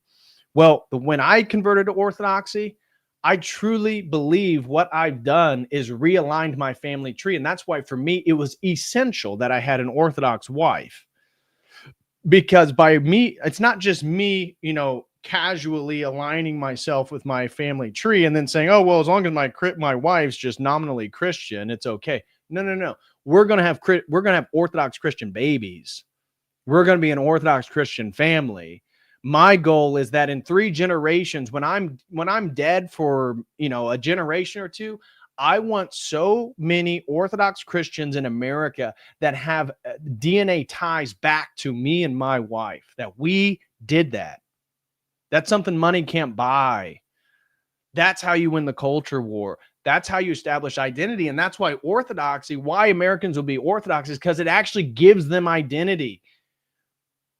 What does it mean to be American? It means absolutely nothing. It means absolutely nothing right now. And so if you become Orthodox, at least you have now a historic identity. America itself, even if you just accepted this nominal identity of being an American today, which means nothing, how long's that identity lasted? Not even 300 years. Not even 300 years. We're talking about a 2,000-year-old tradition. And the nation state of America hasn't even existed for 300 years. So what you get as an Orthodox Christian is the ability to reconstruct your identity, that first and foremost, you're an Orthodox Christian. What that means is now you have a historic lineage that connects you back to your European ancestors or your ancestors, wherever your ancestors, could be anywhere. The same thing could be true no matter where you come from. But 2, it allows you to now perceive what a true transformation of America would look like. That we need to make more Americans Orthodox so that we can have an Orthodox nation. We don't just take a hold of the power structure and declare it Orthodox Christian. That would never work. There's too many non-Orthodox Christians in America. The way we win is converting the hearts and minds of Americans, giving them a sense of identity and giving them a reason for the resanctification of the nation and what the purpose of the nation is. The purpose of the nation is to reflect the will of God in the world. That's not what America is now. And so with Orthodoxy too, in addition to all the meaning and the identity, the true meaning then, it's not just I've talked a lot about the sort of worldly stuff in regards to identity and meaning, but the foundation of it is true mysticism. You see, Orthodoxy actually provides a true mystical encounter with God. You don't believe me? Then do it. That's why so people are scared to convert. That's why so many people are so scared to convert, because it's real. It's real. And if you actually take this journey seriously, when you're getting ready to be baptized into the church, you'll see it's real. You'll see all the strange shit that happens. You'll see the spiritual warfare. You'll see the people that begin to attack you, the people closest to you, because they're just conduits. They're susceptible to the temptations and the passions, and demons are triggering people to attack you. That's just one example, but you'll see it. You don't think the mystery is real? Then do it. I challenge you. Do it. Do it. Then you'll see this isn't fake. This isn't some placebo effect, right? Spirituality is real. There is a real spiritual warfare that is taking place all around us.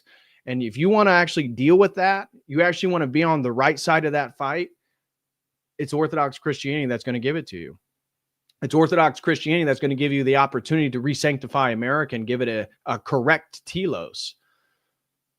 I've talked with so many young men that are intellectually convinced of Orthodoxy, but don't go to a church, don't attend liturgy, and really aren't even on a timeline to convert. And you get down to it, whether they'll consciously say it or not, is they're scared to death. They're scared of what their family may think. They're scared of who they may become, right? I thought about this. All the problems and maybe the sinful appetites or temptations we struggle with, maybe they've already corrupted you to make you falsely think that that's your identity, because that's what we have in America, right? You like to sodomize men. Well, your identity now is you're a homosexual. Everything has to be filtered through that premise, through that prism.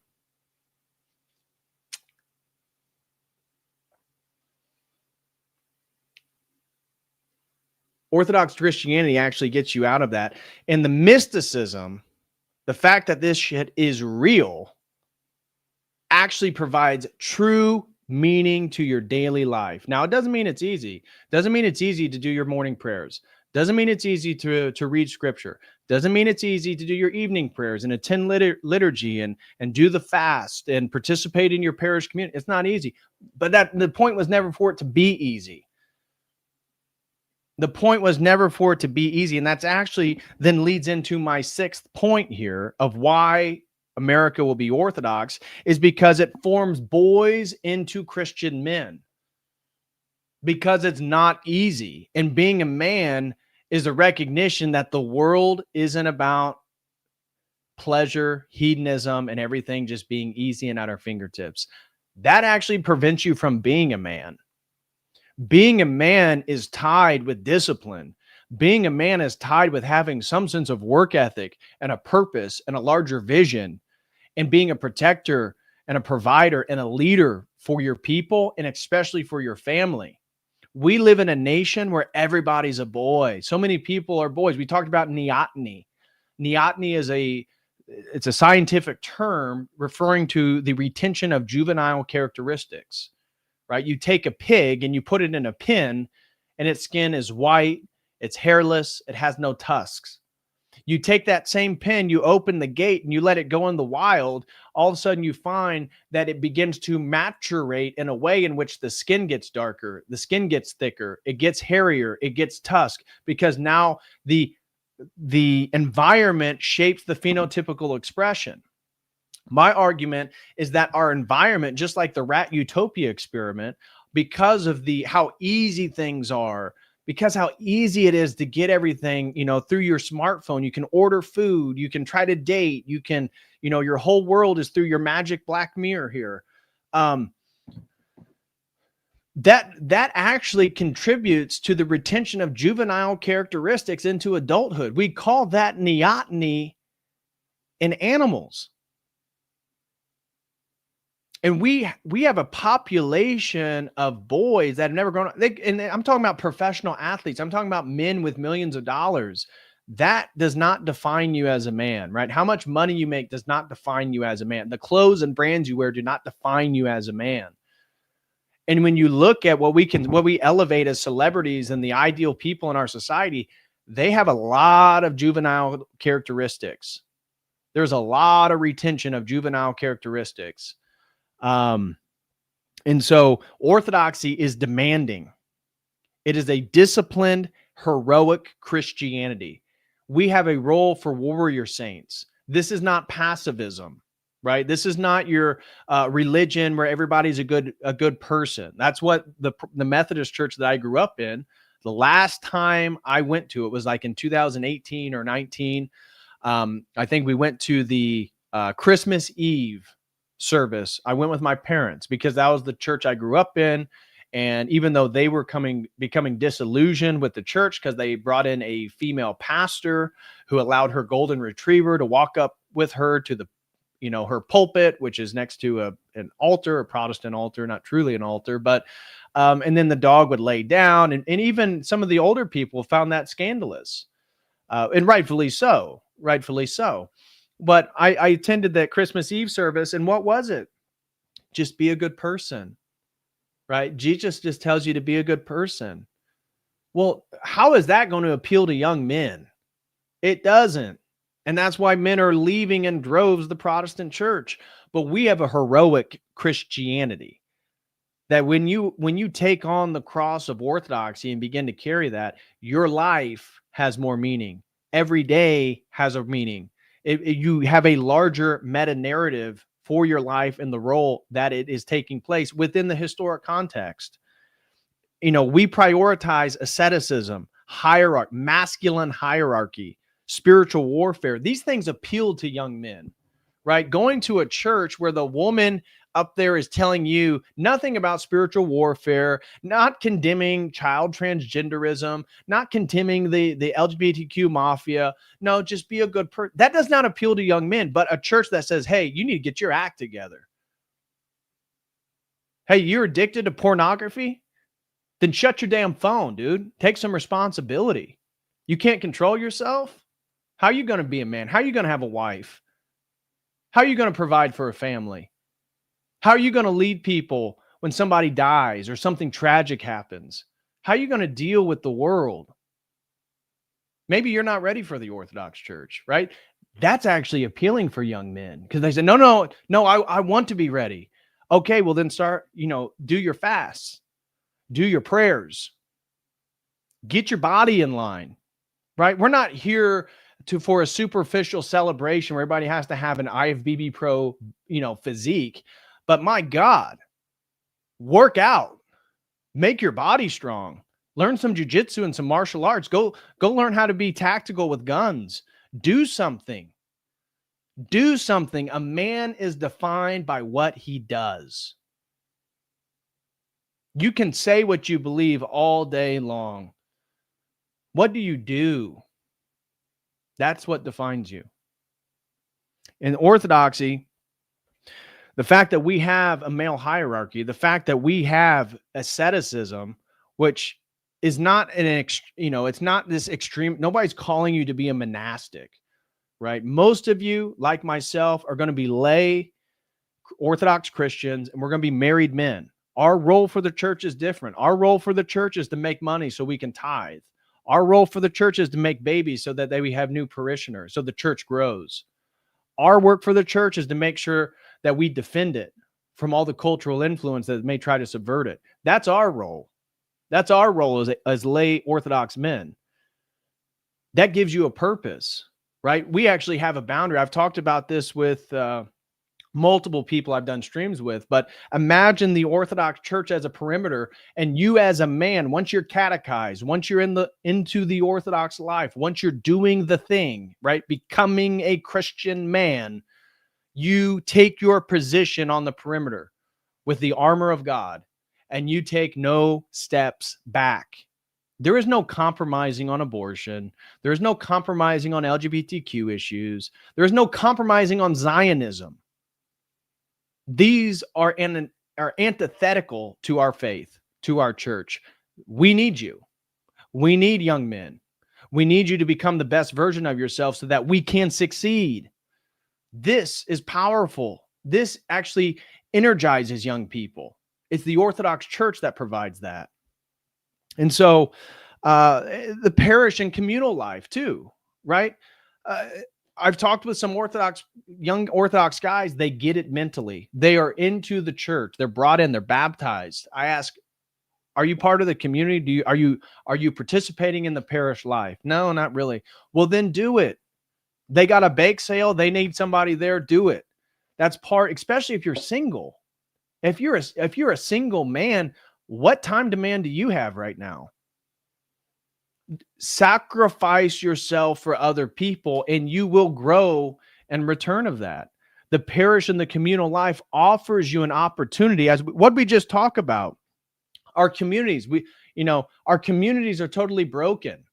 There is no place to find your community now in America. Well, go to your church. Now you're in a community. Now offer yourself back to that community. That's real value. That's real purpose. Our church advocates for the defense of the faith, tradition, and nation. Are most churches telling young people that? Hey, young men, you have a role. Your role is to defend the faith. Make sure we preserve the tradition, because how does Orthodoxy, again, just thought experiment here. We believe that we have inherited a faith from the apostolic period forward. Now, we had the councils, we had things that elaborated and clarified the tradition and the faith, of course, but it's the same thing. It's the first millennial tradition. How did you get this in the 21st century? It's because the lay people and the clergy preserved it. But just like the Council of Florence, the clergy were able to due to political and cultural, military reasons, financial, economic reasons, they were willing to unite with Rome. They were willing to concede on aspects of the faith for essentially political reasons. Now, why did the Council of Florence not come to fruition? Because the people said, hell no, we're not uniting with the Catholics. Don't you know what we believe? This is us. This is what we do. And this is the opportunity for you and us, because how the hell is the next generation going to get orthodoxy unless you and I defend it, preserve it, know it, and then pass it on to our children, and they can pass it on to their children? The only way the church preserves itself is through Orthodox Christians, lay Orthodox Christians. That's how we do it. That's our calling. That is purposeful. That is purposeful. You as a lay man have the incredible responsibility of preserving the faith so it will be passed down to the next generation, which thankfully all of our ancestors, and some of our ancestors didn't, but at least the spiritual ancestors of Orthodoxy have done for us. And so, moving from boy to man, Orthodoxy is famous for saying, are you going to be a monk or are you going to be married? Now, obviously, there's some spiritual grace for people who are neither a monastic or never get married. But generally speaking, that's for very, very few people. And your spiritual father is the one that's really going to make that discretion regarding what you should or shouldn't do. But generally speaking, you have two options. You either marry Christ in the church and you become a monastic and you go on the front lines of spiritual warfare, or you become a married man and you go on the front lines of worldly warfare for the church. That's what we're doing. That is appealing for young men. And in those militaristic terms too, that is appealing for young men. And that's not going to change. As I said, we're on reason 6 why America is going to be Orthodox. And none of these that we've listed are going to change in the near future. This is why this is not a trend. This is a true reaction to the failure of the West. Our church has the perfect harmony of the masculine and the feminine. Does the Catholic Church have the perfect harmony of the masculine and the feminine?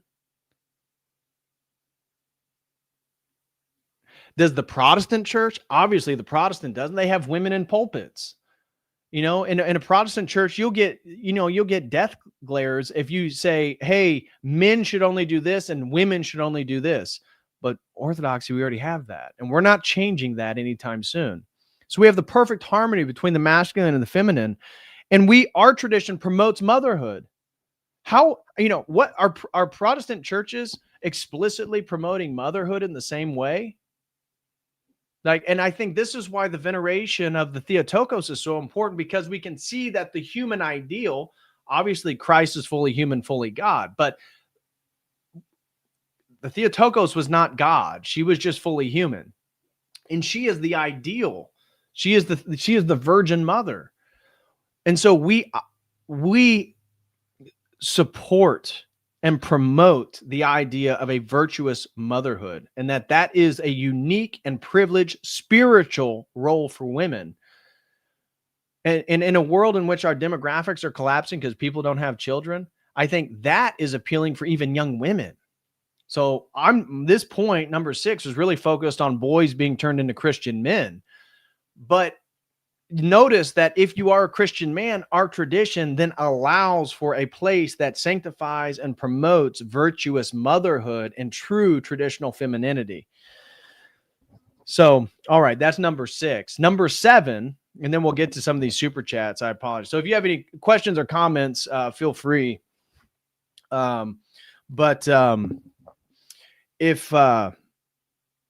If you want to support, please support here on YouTube and give some Coda Crew memberships if you can. We'd really appreciate that. Or if you would like to use Streamlabs or Dono Chat, they take a lot less than YouTube.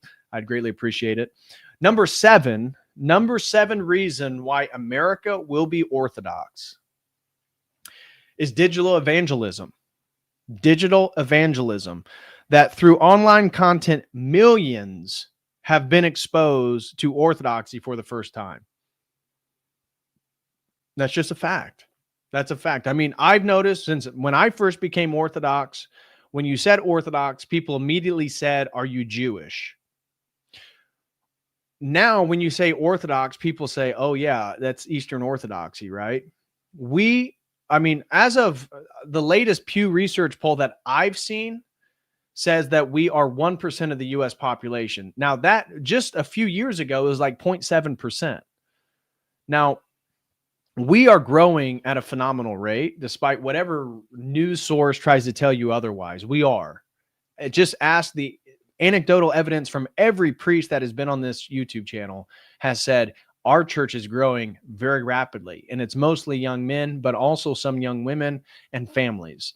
Those are the people that are converting. It's not old people, right? It's not like we're getting a bunch of 60-year-old people converting to Orthodoxy. No, it's the youth. It's the hardest demographic to get.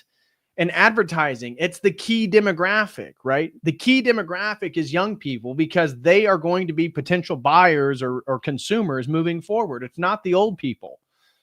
Protestantism has the old people.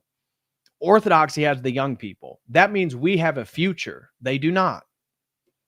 But through digital evangelism, we have, for the first time, Orthodoxy spreading to so many people. And how is it spreading? Yes, it's through debates and stuff like that. But often it's through authentic testimony. It's through Orthodox Christians talking about their journeys. I've had so many people talk to me or sign up for one-on-ones because they were into the New Age. They were into psychedelics, just like I was. Deeply embedded into psychedelics, did all the psychedelics, did all the things that Terrence McKenna requested, took all the drugs, went to the ayahuasca ceremonies. And eventually I said, yeah, that's not it. It's actually Orthodox Christianity. Here's why I'm Orthodox. Now, that's why I created this YouTube channel. And I'm not here to talk about me, but I mean, all the YouTube, most of the YouTube channels, it's through authentic testimony of individuals who have converted. This is not some institutional marketing like Scientology or Mormonism, right? Mormonism, you get these weird commercials. You watch one Mormon video, say you want to debate a Mormon, you watch one Mormon video, and all of a sudden you're getting all these Mormon advertisements on every video you watch. That is institutional marketing, right? Same thing with, send your money to the homeless people in Israel.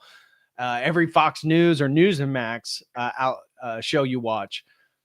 That is institutional Orthodoxy does not have institutional marketing. How the hell is it growing so fast? It's through digital evangelism. It's through people articulating the faith. It's through authentic testimony and organic discovery, which leads me back to, again, point number 2, that we are existing in a America that is hungry for transcendence in the spiritual or the secular age. And so it's organic discovery. People are looking for this stuff online and finding it. That's not going to go away. It's not going to go away anytime soon. And this is why, again, it's going to continue to grow. Point number 8 now. Point number 8 is disillusionment with ideological politics. So here's one for you. Orthodoxy stands above ideological polarization. And what do I mean by that? Well, if you're an Orthodox Christian, it's very easy to be very critical of both political parties. The Republicans, number one, first and foremost, Zionism. You cannot be an Orthodox Christian and be a Zionist. To be a Zionist is to worship a false religious narrative, which is actually aiding and abetting the Antichrist spirit and bringing forth the third temple and the false Messiah, which the Jews believe is their true Messiah, which is our Antichrist. You cannot be an Orthodox Christian and be a Zionist. That is just a cold fact. Can't do it. And so, unlike Protestants and many Catholics, although I would say there's more anti-Zionist Catholics than Protestants, our tradition is explicit. Our tradition is very explicit. I know Pope Francis, before he passed away, he called the Catholic churches there in Gaza every night and concerned about, good for him. Good for him. But our church is very explicit with the fact that we are not some Judeo-Christian tradition, right? You look in the Vatican, and Dyer's covered this multiple times, how isn't the official position of the Catholic Church is that you're not to evangelize to Jews? So let me get that right. So many of the young Catholic men who are America First, which we would agree on, are anti-Zionist, but the church that they're a part of tells them they can't convert Jews? How do you think the Catholic Church is going to fare and the coming. Obviously, it's part of the globalist multicultural infrastructure that is emerging. The Catholic Church is not going to stand against the Third Temple. All right? Not going to happen. And so, same thing with the Democrats, LGBTQ stuff. And this is something that you can level at both the Republicans and the Democrats. I mean, the Republicans are no better at the LGBTQ question.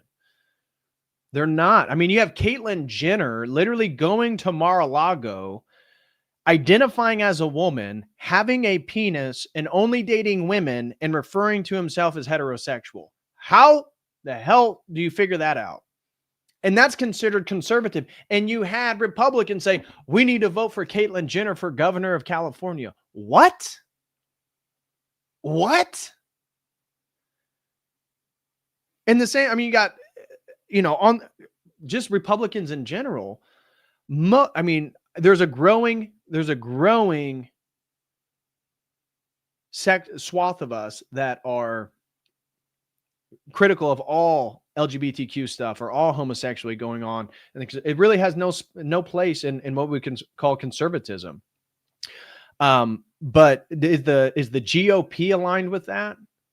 Not really. Last time I saw that the GOP believed that Dave Rubin was some type of Jewish paragon of virtue when him and his husband are literally buying children. And I mean, it was disgusting. Did you see Jordan Peterson's recent interview with I just saw a clip of him and Dave Rubin, and Jordan's like asking him about, what's the importance of motherhood, and children really develop when they have a mother. And he's like, yeah, my husband, he's obsessed about reading about skin to skin contact and using formula and sort of, I guess, creating a fake breast to breastfeed. So, it's like that meme where the dad put a hole in his shirt and puts the bottle through so the baby will suck, confusing it with breastfeeding. What? Jordan Peterson's literally defending gay marriage and child adoption with Dave Rubin in his latest interview. Dude. And the GOP, for example, another criticism, because obviously at this point, you can't be a Democrat and be Orthodox.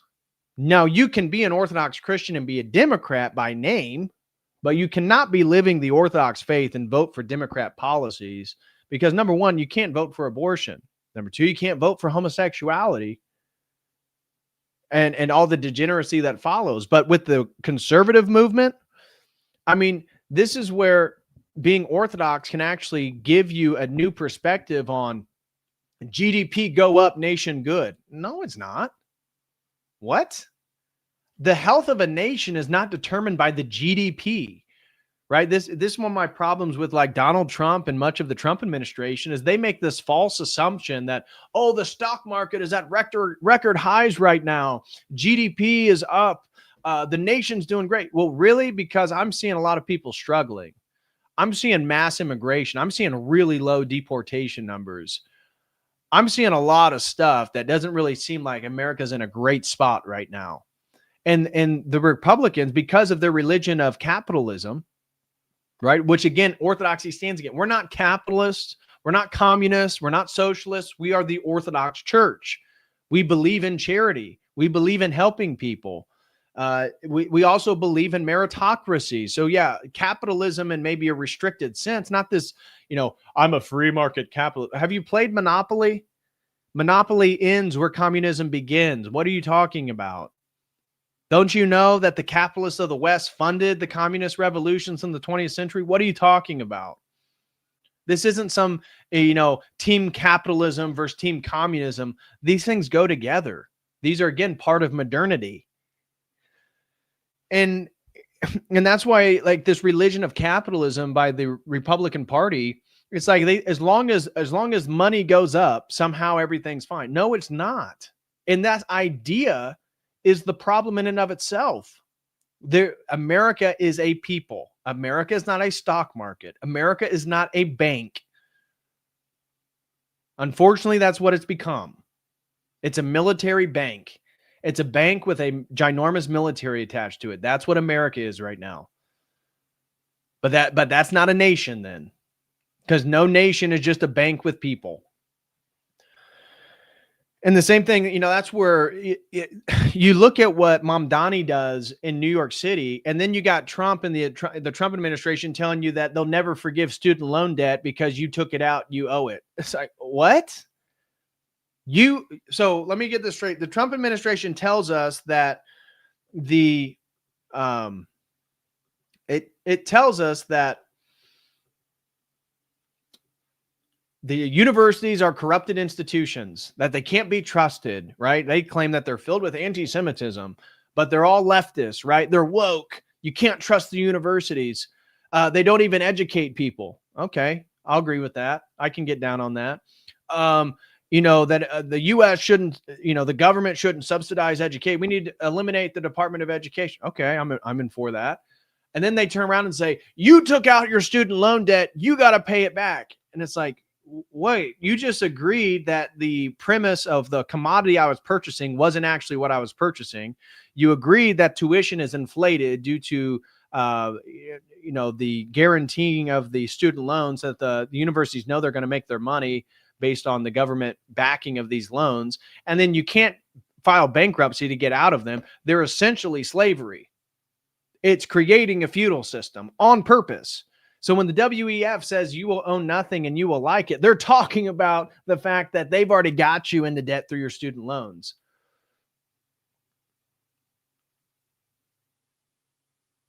And we're supposed to think that this is going to save us as a country? No.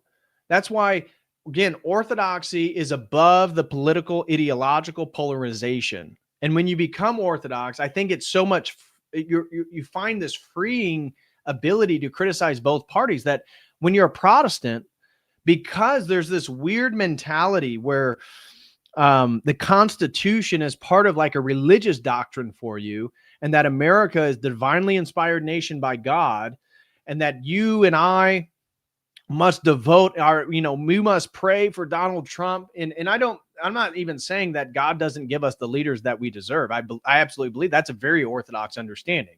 That's the reason why we should have a monarchy. But okay, we got Joe Biden, we got Donald Trump, we got Mamdani because God allowed it to occur. That it's a judgment on us.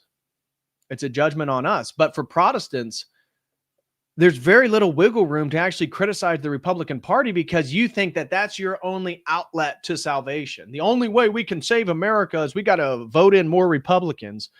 Meanwhile, they literally criticize Lindsey Graham and whatever neoconservative commentator. Mitch McConnell's no longer in the Senate, but whatever neoconservative, they'll criticize, and then they tell you, oh, we got to vote for more Republicans. We got to vote for more Republicans. How many times do you got to do this? It's like Charlie Brown and Lucy pulling the football away. It's like, really, you're going to fall for this again and again and again and again? No, Orthodoxy allows you to realize there is no political solution, right? We do not allow politics to become the mystical outlet of our Christian faith. That's what so many American Protestants do, is they think that voting in your election is somehow sanctifying, that voting and participating in civil politics is going to redeem the nation. Now, I'm not saying that voting isn't important especially for local politics. It is. Getting your sheriff, getting the community leaders in place that actually in some way mirror your values. Yeah, that is important. And everybody who lived in a good place during COVID and the lockdowns know that's real. Where I'm from, we had a really good sheriff.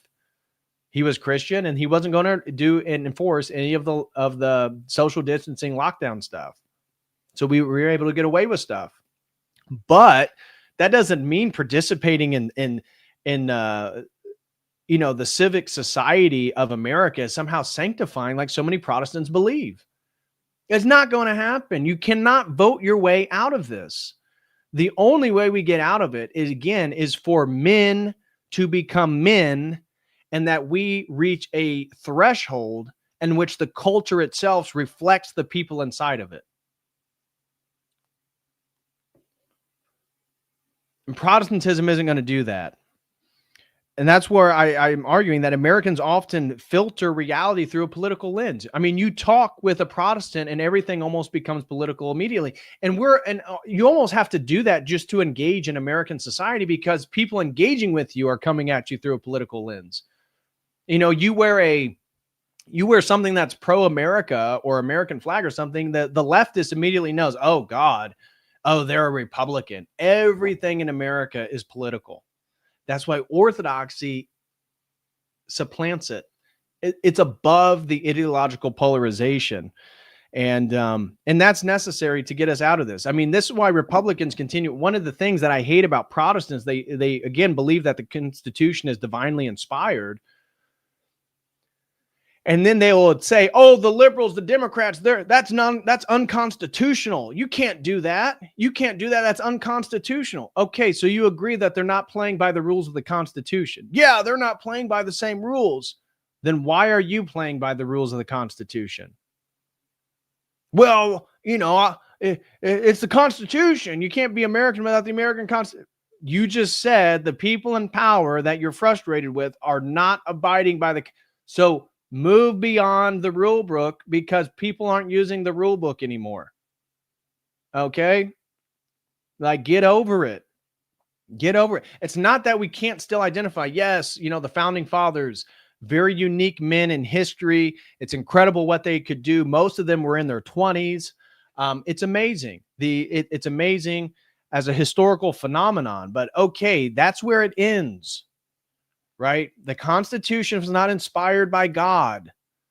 It's a Masonic, deist, general Christian document for a democratic republic. That's not going to save you, and it's not going to save our nation, and it's only going to get worse because of that. So that's number 8, is that disillusionment with ideological politics is a huge thing that I think, again, it's not going to stop. The politics are going to become more polarized. And in a sense, that's a good thing, because we're getting away from the mono party, right? We're getting away from the uniparty. The left is becoming more leftist, and thank God the right is becoming more right wing. Thank God. At least what's emerging, this is why the tension between Shapiro and Fuentes and those two camps and all the attacks on Tucker, that's why they're happening, because the Mark Levins of the world, the Zionist infrastructure of the Republican and Democratic Party, they can feel it. They can feel it slipping away. That's why Shapiro's literally crying in his 40-minute monologue that I devoted my whole life to Republican politics, and I'm not going to let this slip away. Well, what's slipping away, Ben? The only thing that's slipping away is support for Israel, Ben. But that's a good thing. So I see the polarization, generally speaking, as a good thing for America. But Orthodoxy prioritizes itself and supplants politics, and it's above the polarization. I think that gives you solace, right? It eases the anxiety when you feel like everything has to be political. Just look at Twitter.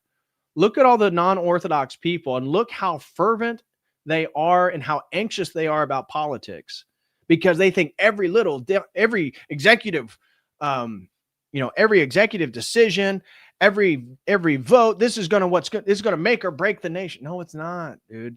Like, get over it. Get over it. Number 9, the 9th reason why America will become Orthodox is that it's about community and not individualism.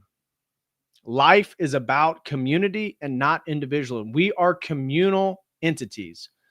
God himself is 3 persons with one essence. It is about communion. That is the point of life. God created humanity so that we, through free will, could choose God. Therefore, if we could freely choose God with the Imago Dei, being made in the image and having the same free will that God has, then we can experience love, because love cannot be forced. If God loved humanity, he has to let humanity choose to love him, because that's the only way that love could exist. It presupposes free will. And what we have now in America, as we said, rugged individualism wasn't so bad at the early 19th century and the early 1800s. Wasn't so bad. We conquered territory, went in, expanded into the wilderness, discovered things, explored. That was that rugged individualism.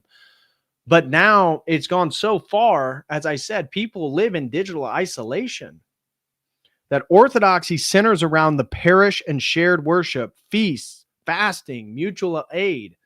This is where meaning comes from. This is where relationships come from. Why are so many people socially awkward, the young men who come to the Orthodox Church? Because they haven't been socialized. So many young men who come to the Orthodox Church never hang out with like adult men. They haven't been teased. They haven't been challenged. They've never had to compete. These are just necessary things so that you become a socialized man, right? Is that men, we naturally compete with each other. We naturally chastise and mock and make fun of. That's actually how we show we like each other. It's very ironic.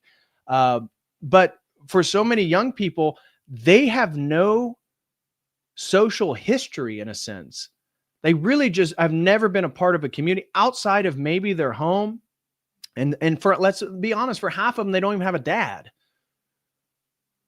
And we wonder why they're socially awkward. Well, because the majority of their social interactions are through a phone. There's one guy in my Logos Academy, shout out to Newbie. Newbie is a world-class power lifter and strongman. He's in the top 10 in his division in strongman. He just competed at the World Strongman competition in Ireland.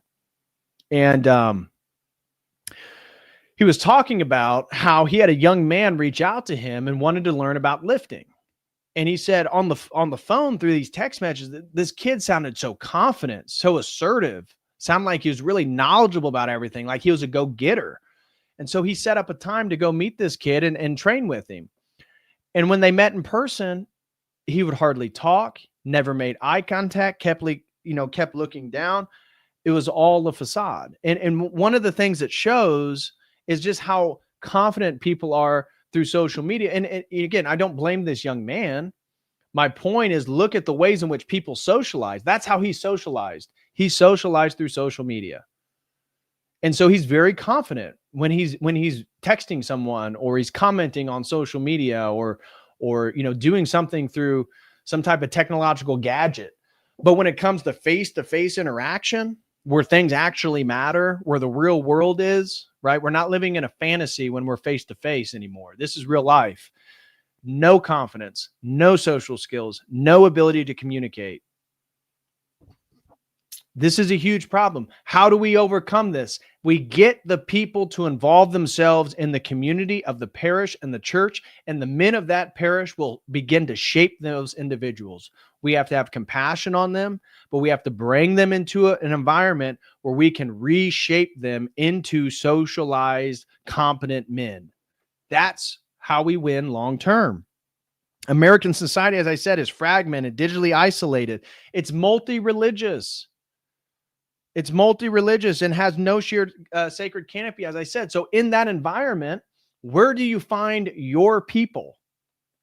Where are your people, right? This is where I take umbrage with the white nationalist, white supremacist is, who would you rather live next to? A devout Orthodox Christian that is, I don't know, from Ethiopia? I'm not saying Ethiopian Orthodox. I'm saying, assume they're Eastern Orthodox. Would you rather live next to an Ethiopian family that is Orthodox Christian, or an atheist, progressive, leftist, white family next to you? Which one's more important? Is it the ethnic connection, or is it the spiritual connection? And clearly, in my opinion, where I fall on that is the spiritual connection. And if that's the case, it's about the spiritual connection. Well, then the church is your people. The church is your people. You got to get in the community and involve yourself with your people, because where else can you find your people? Where else are your people? If you're in America, who are your people and where are they?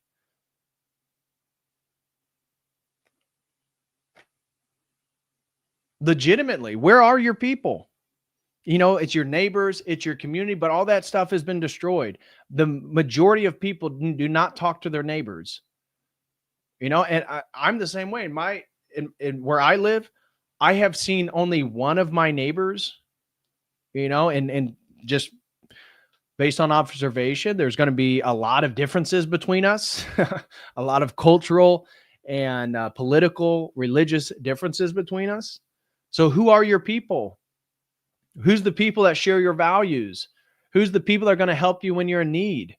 Who's the people that are going to come when a tragedy happens, your wife dies, your children die, your parents die? Who's going to be there to console you? You have to have a community. And so the church is the place where you find your people. That's the place. And it doesn't, and so in my commentary about the spiritual kin versus the ethnic kin, that's not to say that ethnicity isn't important. That's not what I'm saying at all. Obviously, there's an agenda to wipe out European ethnicity and identity in the world. Why is it that it's only European nations that are being flooded with third world people? Because it's a plan. So obviously, I'm aware of it. I'm not saying that there is an attack on white identity. Clearly, there is. But when it comes down to community and meaning, who are your people? And even in America, if you say it's white Americans, half those people are not going to claim you as their people. But if you become an Orthodox Christian, all of Orthodox Christians in America will say you're one of us. Now you have your people, you have your parish, you have your culture, you have your identity, you have responsibilities to other people. This is valuable. This is meaningful. And so it allows for a social stability that you cannot find anywhere else in America. Where do you find social stability? Honestly, if I had to guess, the majority of people find their social stability at work. I'm not kidding. That's why there's so many affairs in the workplace. Think about it. Your wife, let's say she works 9 to 5. And I'm not against if women work, preferably I don't want my wife to work. God willing, I can make enough money where that can be a real possibility moving forward. But let's say your wife works. So she's gone from 9 to 5. Let's say it's a basic 9 to 5 job. Who does she spend the majority of her time with? Who does she spend the majority of her socializing with? Who does she spend the majority of her shared experiences with?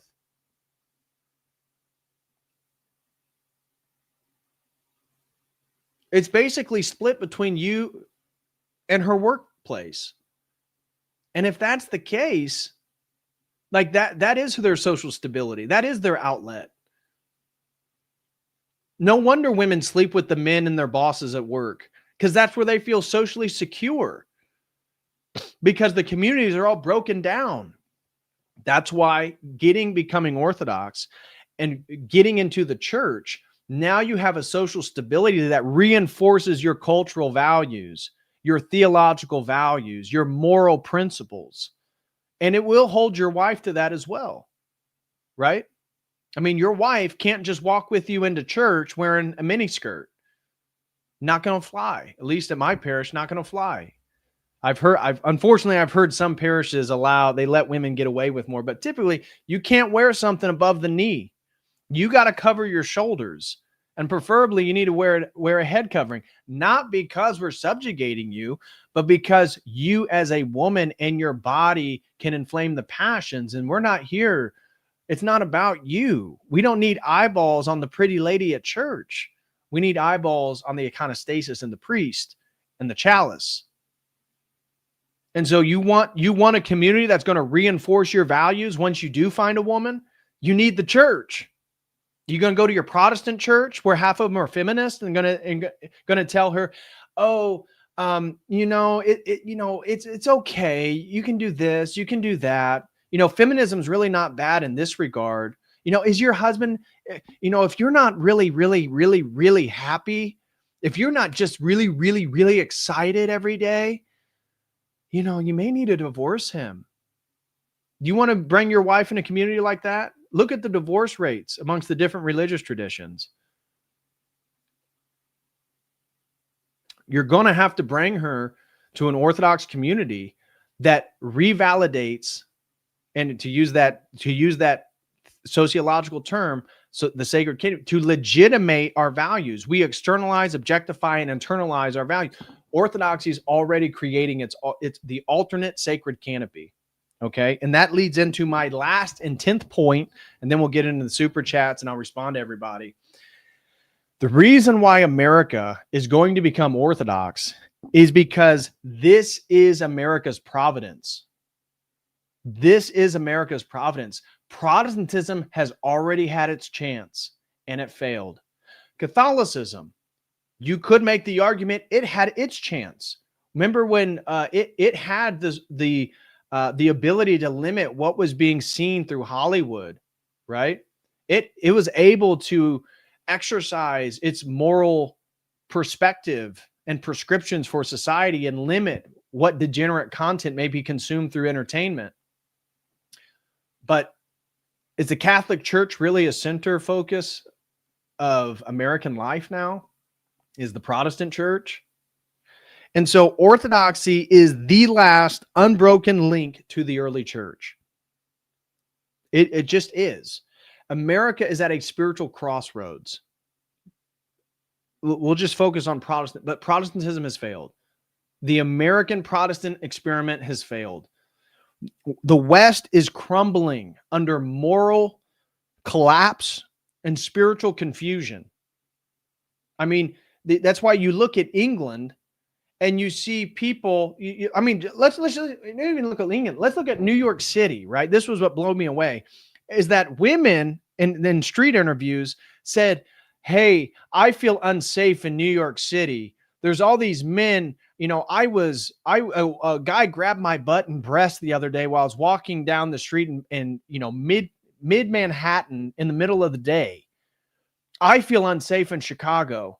And then they got a "I voted for Mamdani" sticker on their chest. What? And that's the moral collapse. So our culture is morally collapsing in the sense of how we engage with each other, our crime, everything like that, the relativism.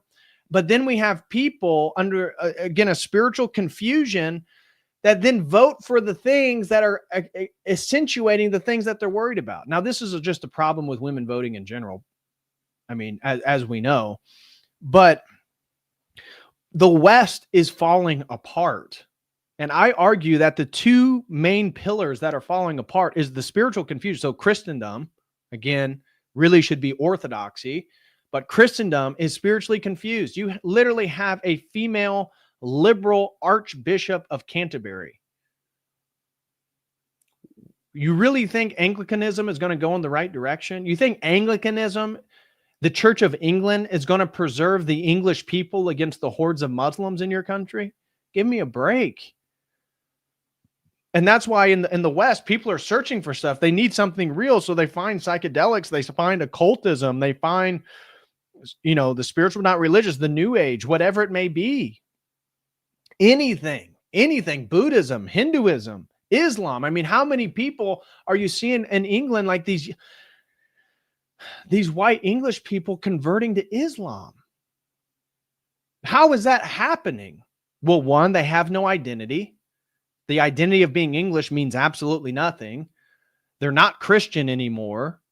And so they really don't know what to do. So instead of fighting the horde, they just, join the mob. Why don't we just become Muslims? Pretty easy.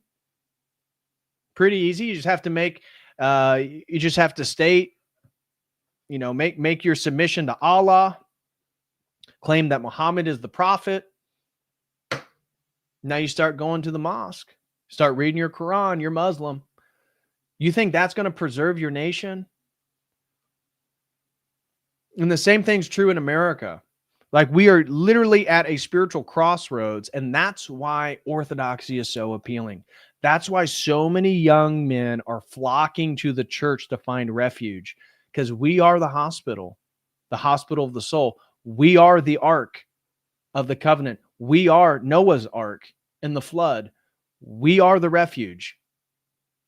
And we are now, for the first time in American history, becoming mainstream. Never before was Orthodoxy a mainstream thing in America. Yes, we have the Greek chapel of St. Photius and St. Augustine from that, small Greek community that immigrated. And unfortunately, many passed away. Yes, we have the Russian Orthodox Church that converted the Aleuts in Alaska and the Native Americans and made its way down the southern West Coast, south down the West Coast. But Orthodoxy's never been mainstream in America. Well, now it is. We had Father Josiah Trenum on Tucker Carlson's homage to Charlie Kirk, his memorial to Charlie Kirk. There was only one Christian representative on that stream, and it was Father Josiah Trenum. Orthodoxy is hitting the mainstream right now. And it is because this is providence, guys. I truly believe that where America is right now is providential for us to accept orthodoxy.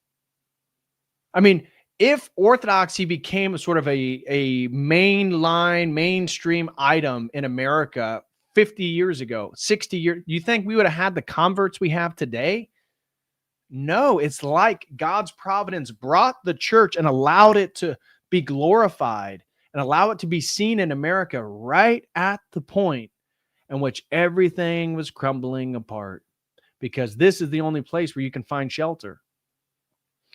And so God is using this time, I argue, to reintroduce the old faith in the new world.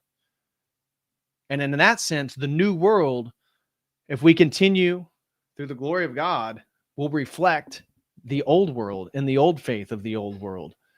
And from that perspective, I don't see why there'd be any pessimism from an Orthodox Christian perspective about America moving forward. We are going to win. We are going to win. We have God on our side.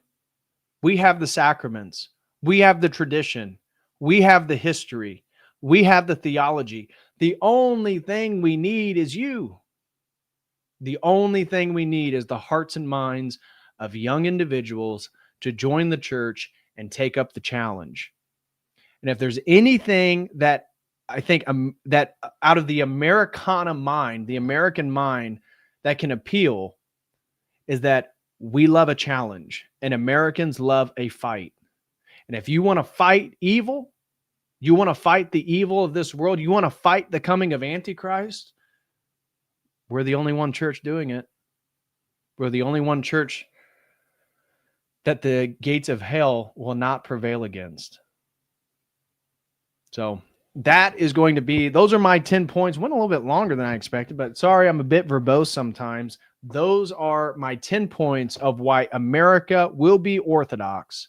And despite the videos of Gavin Ortland or all these Catholic apologists, it's not going to make a bit of difference. Protestantism is dead. People are not going back to Protestantism. It's just not happening. The only other option is Catholicism, Orthodoxy, and Oriental Orthodox. Oriental Orthodox is way too ethnic. You know, if they think the Greek church, the Greek Orthodox church is too ethnic, wait till you go to an Oriental church. That's going to be way more ethnic. And plus, they're not even, they're non-Chalcedonian. They don't have the same theology. So in my mind, the Oriental church is not a threat. It's not a threat. It's not going to expand. It's not going to grow in the Western world. The only way it grows is through mass immigration. And it's not like the Western power is going to choose a bunch of Coptic or Oriental Christians to immigrate, but Orthodoxy and Catholicism. And that choice is becoming clearer and clearer by the day. And really, the only thing holding people to Catholicism is the ancestral historical identity, right? Their parents were Catholic. They were Catholic. They want to be in the same faith as their grandparents and their ancestors. I can get that. But, only for a small swath of people are theological arguments converting people to Catholicism from Orthodoxy, because we have it.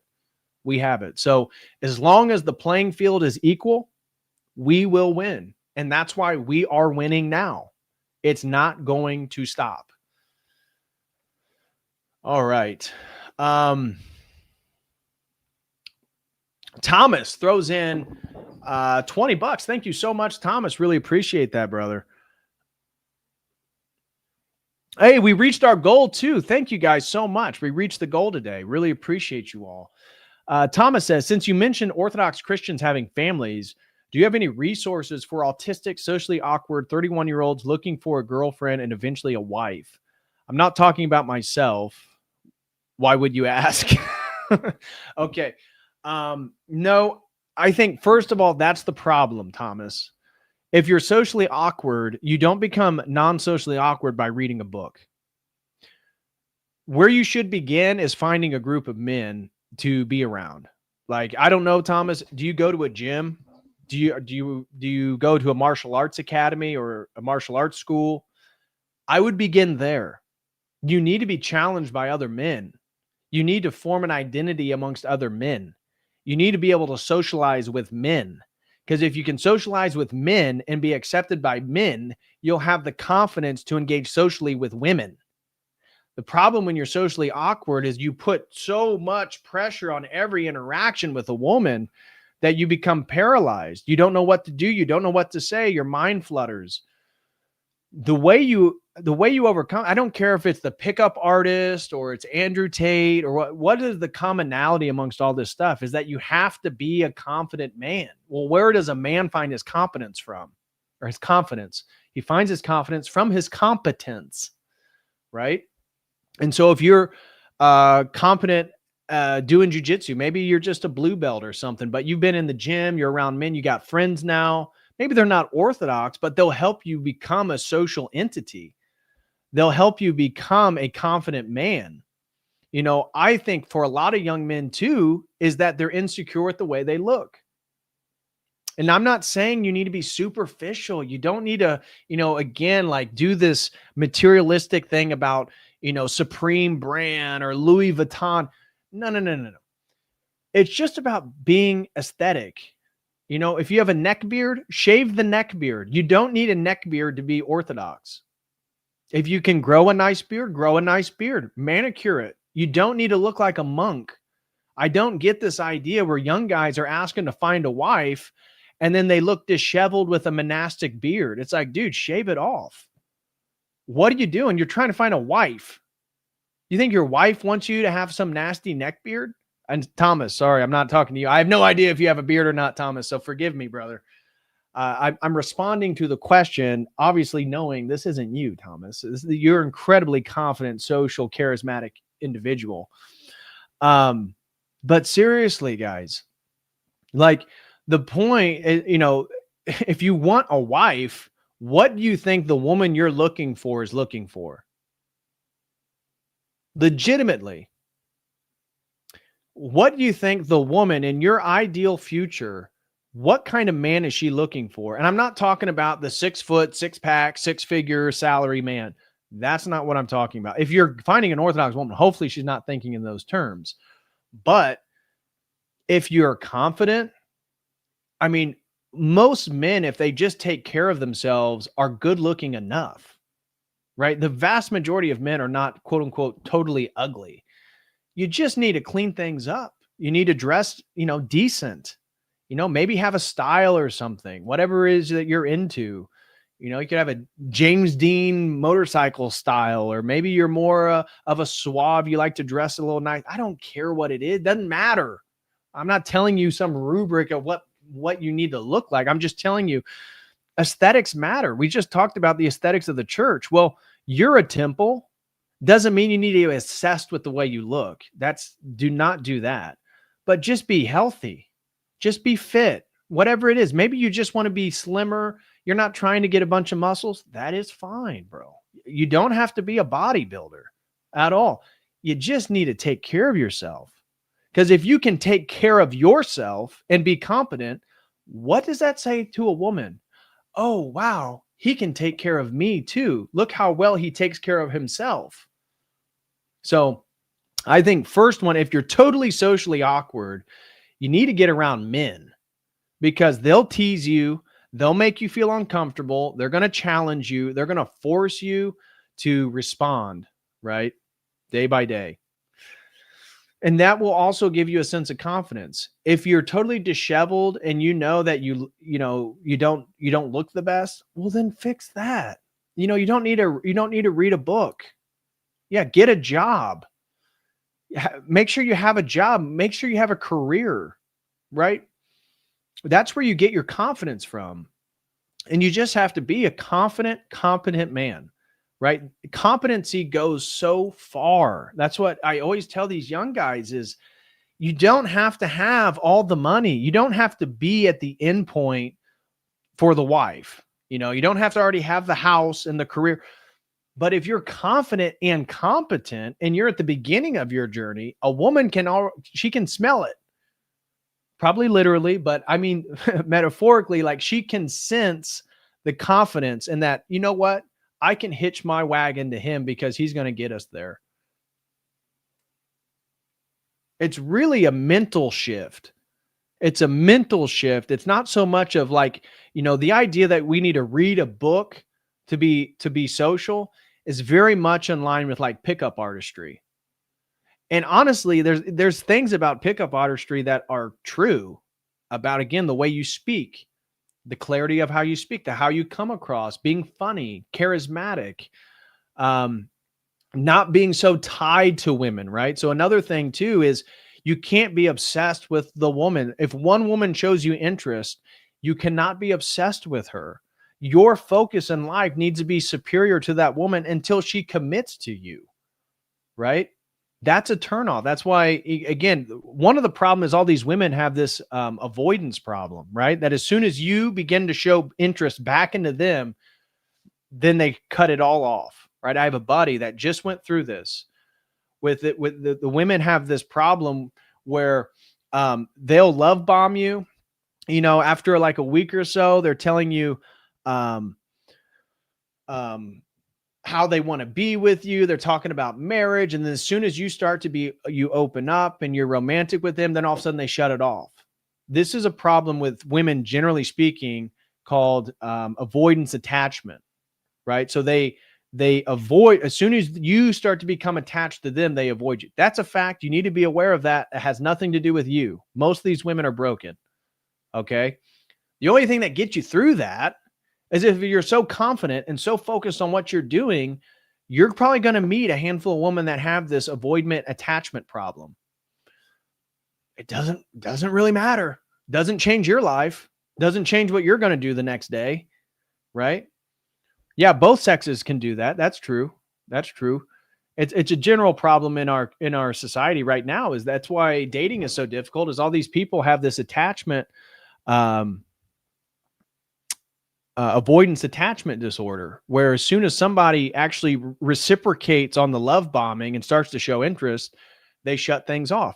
This is a problem with people in the modern world because of everything we just listed, with the broken identity, the broken meaning, the broken communities, the self-absorption, the worship of self, consumerism, materialism, and they really don't know how to form a relationship with someone. So as a man, the only thing that's going to get you through the fact that on your journey to find your wife, you're probably going to hit a few spots of failure, is you have to be so confident in where you're going. It's the journey that's going to set you free, right? That's the irony, is so many men think, I need to get the thing. I need to get the job. I need to get the money. I need to get the body. Then I'll get the thing I want. That's really the false way to look at it. It's the journey and then doing the things every day regarding the journey. That's what sets you free. And the things that you get in return will come. But that can't be your focus, because if that's the focus, you're going to be really disappointed once you get the thing you think you need. So thank you, Thomas. Iron Scroll became a Cold Crew member. Thank you so much, brother. David James Flood throws in 5, says the Vatican partnered with the Rothschilds on the Council of Inclusive Capitalism, pushing the UN agenda's 23 goals. Catholicism is cooked. Yeah, absolutely. That's absolutely. I mean, in the minds of most people, it's between Catholicism and Orthodoxy. And it's pretty clear where things are going. I mean, Catholicism is cooked. Orthodoxy is going to win. Guys, that's what the point of today's stream is, actually makes you a bit excited. Is like, we're going to win, guys. We are going to win. Total Gravity throws in 10, says the aesthetic of America at this point is Walmart. Pretty much, bro. Seriously. You know, it's just that where in America are they really building like aesthetic buildings? Like taking the time to build something that's ornate. Because when you build something beautiful, you spend a lot of work on doing things that have no structural significance, right? the style of the windows, the architecture on the outside. Yeah, you could make it more utilitarian and pragmatic. But what does that say about the society? Because we engage with these buildings every single day. It's a deadness. There's a hollowness. There's a lack of transcendence, right? That's why Gothic architecture, if you go to Western Europe, it pulls you upwards. You have to look at the church steeple so high. You're like, oh my gosh, look at all those engravings on the outside. It's beautiful. We don't really have that in America. As I said, the best we got was probably the end of the 19th century, early 20th century with Art Deco. And I don't hate Art Deco. I kind of like the aesthetic, but that doesn't exist anymore. I mean, once you get past the 60s, it's, abstract expressionism, abstract art. I mean, did you see Barack Obama's new library? It's hideous. It's absolutely hideous. So no, I totally agree with you, Total Gravity. God bless you, bro. Thank you for the support today. D Murdoch Art throws in 5, says, do you know any creative Orthodox community for artists, writers, etc., a place for inspiration, networking, critique, and improvement? No, I don't, D Murdoch, but it's something that needs to be created. It's something that needs to be made. Just like I have a community of men, and we do philosophy, theology, masculine formation, cultural commentary. That's what our community is for. That's an opportunity to create a new school community or a new community explicitly for Orthodox artists. Maybe not school, because you got to pay $100 a month until, you start making over 100, you're paying for it. But you get my point that we need a place to brainstorm, to network, to critique Orthodox artists, because Orthodox artists being Orthodox is going to be huge, and us building a parallel sacred canopy for people to come under, right? We need art. We need beauty. We need film. If you can make documentaries that help us expand Orthodoxy. Could be on anything in culture that has an Orthodox lens. If you make films, make films. If you paint, if you draw, if you write poetry, do it. We need it. So I don't know of any Murdoch, but if maybe you're the man to make it. Austin DeTulio throws in 10. Thank you so much, Austin. God bless you, brother. Really appreciate it. Octavian throws in 10, says, in the end, Christ our Lord wins. Better to be in his church than to be a loser. Yeah, exactly.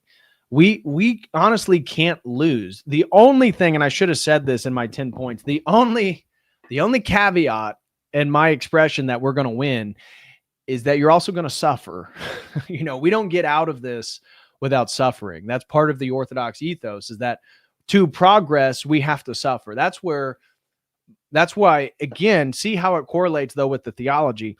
As America begins to suffer more and more, Orthodoxy is going to become more and more prominent.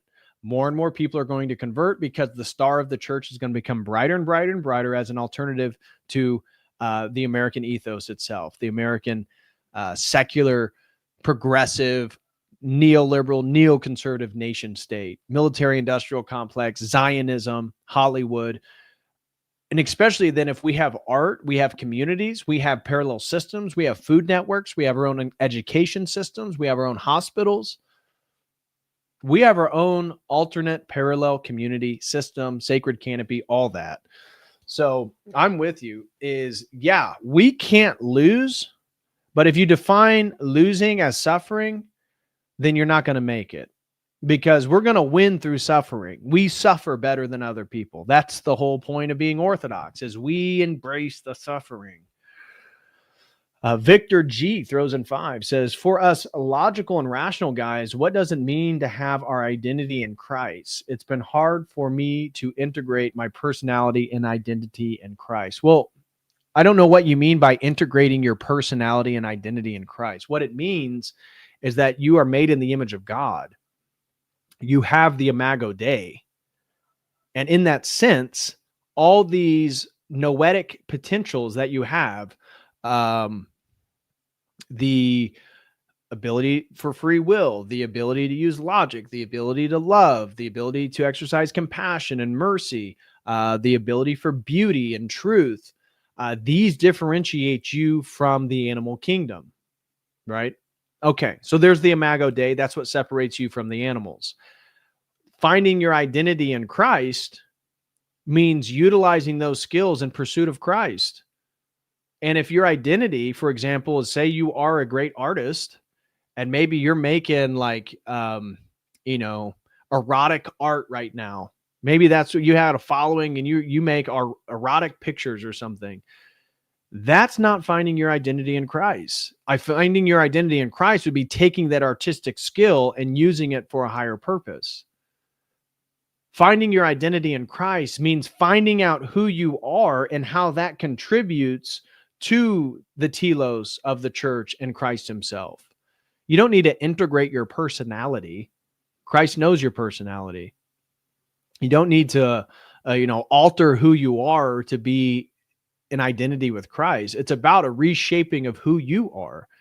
It's really about a reformation of your meta narrative of who you are.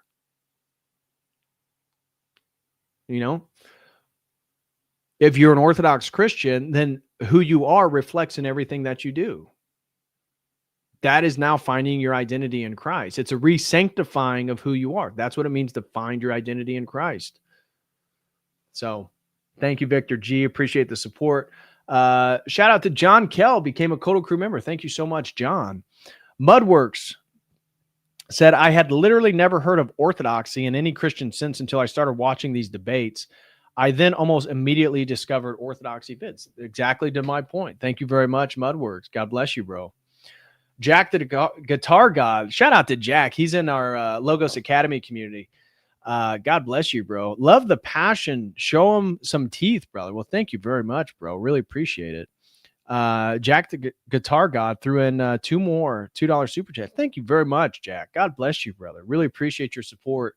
Hope you're doing well. Hope the BPC's doing good for you. I know he just started a cycle as well. Dano throws in $2. No comment. Thank you very much, Dano. Bill Hicks from Down Under throws in 2, says, let's hit that goal. Thank you very much, Bill. God bless you, brother. Really appreciate that. And Dano threw in another $2. So did Iron Scroll. Thank you very much, Dano and Scroll. And Dano said, can't wait to be baptized and make rest of my family Orthodox. Well, glory to God, brother. Glory to God. That's exactly what we need. Mudworks throws in 20, says, one of the main reasons I turned to Orthodoxy was because the church outreach rejected any and all LGBTQ stuff, baby sacrifice, tiny hat support. Also being against baby clipping, unjust wars, simping, and Kung Flu event. Absolutely. And that's my point about the reaction, because people are reactionary to what's going on in America and becoming Orthodox. But you can't become Orthodox for those things, right? You can't just be Orthodox for not saying you, Mudworks, this is the reason why you're becoming Orthodox. I'm very happy that you and your family are becoming. So I'm not referring to you specifically, but for anybody out there, like I talked with a young man and he was very much becoming Orthodox due to the political convenience of that he could identify as Christian and really just hammer away politically at certain things. And that's not a good reason to become Orthodox, because this is a lifestyle, right? That makes sense if we're just another ideology and you can say, I ideologically agree with these people. And then through that prism, here's what I think about homosexuality or abortion or something like that. But those are good reasons to look into Orthodoxy. Absolutely. But then the point has to be a larger purpose for your life, transcendence, unification with Christ and God, in defense of something that is absolutely precious. The church is a mystery given to us from Christ and the apostles. So once you get to that point, this isn't something to take lightly at all. And even though you get all that, as I highlighted, we are above the ideological polarization of America, but also you can't use Orthodoxy just as a political outlet. Not saying that you are Mudworks at all. That's not what I'm saying. But all of those events. I mean, I think those are huge catalysts for why so many people are becoming Orthodox. Mudworks. I think you're not alone, bro. You are not alone. For me, what got me into Orthodoxy was the philosophical theological coherence, and the fact that they also abided by all those things validated the coherence of the theology to me. And then it was like, yep, that's where I got to be, because that's what makes sense. But for a lot of people, maybe it is, hey, you can't be a Zionist and be Orthodox. And maybe that's a huge thing. Maybe I should do a stream called "You Can't Be a Zionist and Be Orthodox." Maybe that'd get a lot of young people to click and would set that catalyst and that motion in place for some of them. So Melworks, God bless you, brother. Glory to God about you and your family, man. Really, really happy for you. Thank you for the support. Dano throws in 2, says, hit goal. Thank you so much, Dano. God bless you. Silvergore throws in $2. Vigo throws in $2. Thank you very much, guys. Octavian throws in 10, says, hit the bullseye. Thank you very much, Octavian. Rough Hands says, woo, been a Kodo Crew member for 31 months. Thank you so much, Rough Hands. God bless you, bro. You got to be one of the oldest members of the Kodo Crew. Josiah Elleron throws in 20, says, David, this is truth you speak. The practical application that being a gentleman is what you describe. You are challenging us to be men in a society of boys. Well, thank you so much, Josiah. God bless you, brother. Looking forward to meeting you in Florida, my man. But yeah, I think, that's one of the appeals of Orthodoxy, is because it's difficult. Men like difficult things. Nothing in this world is a value that isn't difficult to attain. That's just a fact of reality. And then men get prestige, status, and fulfillment by accomplishing and attaining difficult things. Like the Super Bowl, for example, to take a dumb secular example. It's very difficult for a football team to win the Super Bowl. The Super Bowl really doesn't mean anything, right? It does not change culture. It has zero significance to anything. But men will battle and sacrifice themselves for it. Now, that's a really dumb, low-tier secular example, but it shows that this is true for anything. A family, a career, being great at your profession once you choose your career, being an excellent individual, being an embodiment of Christ. These things are really difficult. And Orthodoxy is really difficult. And in that sense, it's something worthwhile to pursue and try to achieve. So thank you so much, Josiah. Isaac throws in 5, says, we need apologetics against oneness Pentecostals due to poor catechism from Prots. Modalism is everywhere. The UPCI is very big. Yeah, I'm not surprised by that. I mean, my interaction with a lot of Pentecostals is they're not really focused on, some of these, rational arguments per se. So who knows if that would fix anything, but we could do more apologetics against Pentecostals for sure. GUI, best operating system, throws in 5, says, how do you feel about IVF? Can Orthodox marriage participate in that if conceiving is difficult? Also, what's the best fragrance for men? I don't know what the best fragrance for men is. I have my own, but I don't want you smelling like me, so I'm not going to tell you what my cologne is. Last thing I want is then meeting a bunch of people that have the same cologne as me. No, I'm kidding. But IVF, from my understanding, this is something that a spiritual father needs to address with a specific couple. If they're having problems conceiving, that's one thing. If a woman is wanting to freeze her eggs so she can pursue her career and get pregnant later, that's something entirely different. So generally speaking, the church is against IVF. Generally speaking, I don't know of any priests advocating for IVF. My understanding is I could potentially see an example where a priest maybe advised a couple who is struggling in a certain way in that direction. I have no idea. But generally speaking, obviously the Orthodox Church is against all contraception and IVF. And I have heard priests speak out very fervently against IVF, even if you're having trouble conceiving. And their argument is that's God's providence. If you're having trouble conceiving and having a child, maybe that's God's providence that you're not supposed to have a child. I don't know. Obviously, children are the biggest blessing that God can bestow upon you. They are a blessing of the church. They're an explicit blessing directly from God. That's how the church understands it. So, yeah, I would chalk that up to you'd have to ask a priest. I have my own contentions of why I think it would violate some of our theology, but I'm not here to give advice to anybody. They need to seek their priest and do that. Josiah throws in 10, says, okay, totally random question. Oil-based or water-based pomade? Mine, so people always think my hair is super hard. It's actually not. I use a little something called Layrite. It's cheap. You can buy it from, I just get off Amazon. I think Walmart may carry it, but it's a great, it's great for manipulating, putting your hair. So I like mine to kind of be combed back a bit and have it all lay down.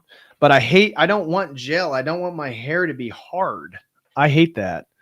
I'm not sure if it's oil or water based. I would assume water. I don't know. I'd have to look it up. Why don't we look it up real quick? This is what I used. It's called Layrite. Right here. Purchased 9 times.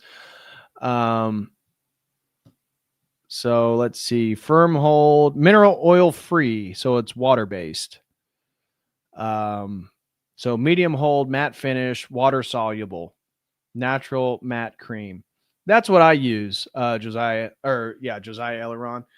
I like it because it holds it in place, but it doesn't make my hair hard. I don't want my hair to be hard. I don't want it to look like I have hair gel in. I don't want it to look shiny. I want it to just sit in place nicely. So that's a free one for you. So if you're interested, that's interesting question. I wasn't expecting any question today based on my pomade. But yeah, that's what I use. Is it kosher? I'm not sure if it's kosher or not. Oh, okay. So I'm not the only one. Somebody else says Layrite is good stuff. Yeah, that's what I use. I was actually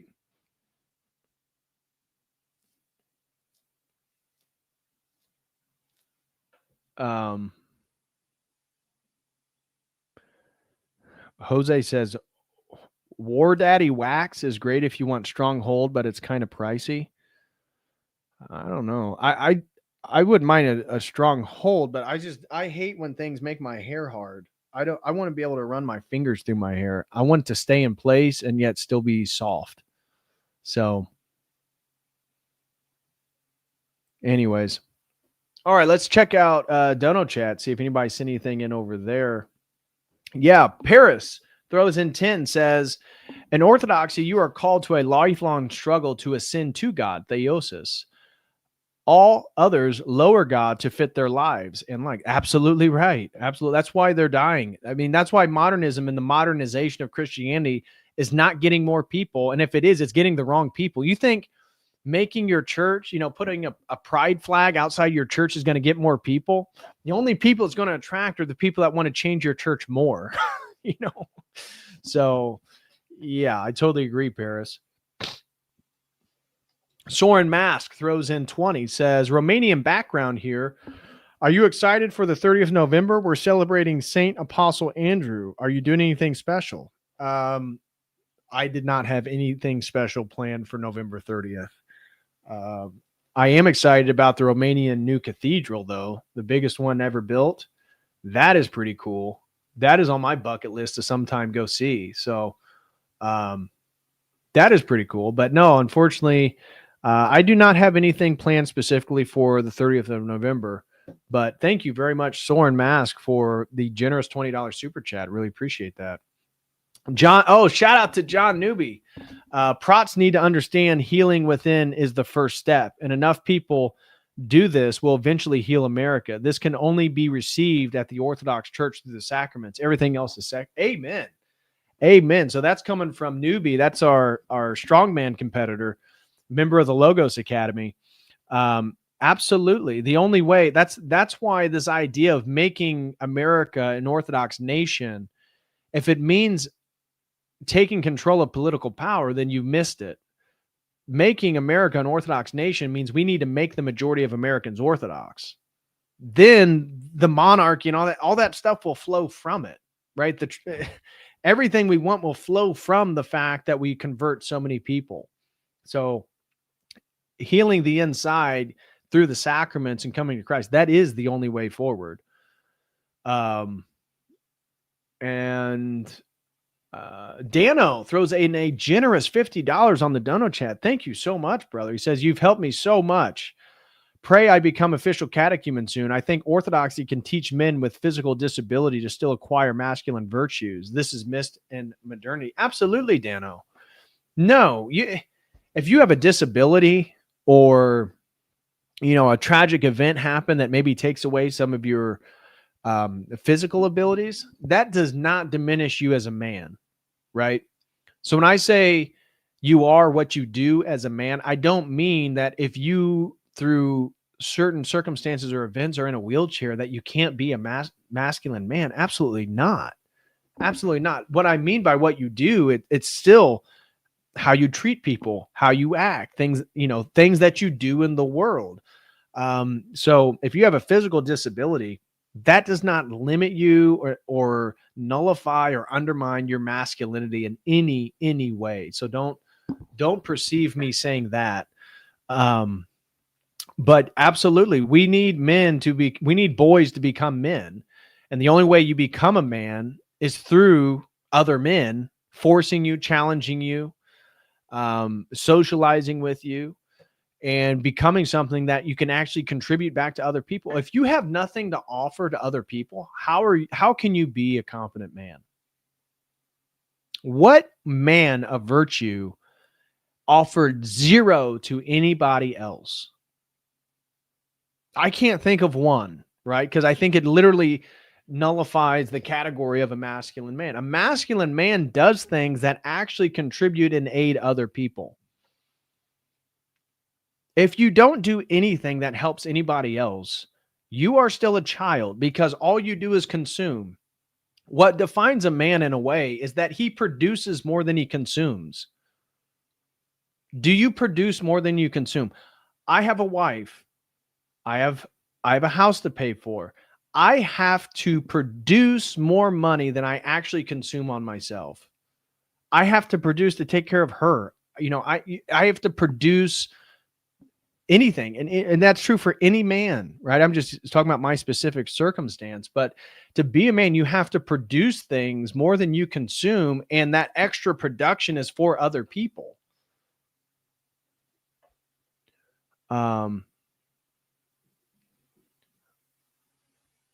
So Dano, thank you so much, man. That was a generous super chat. I really do appreciate it.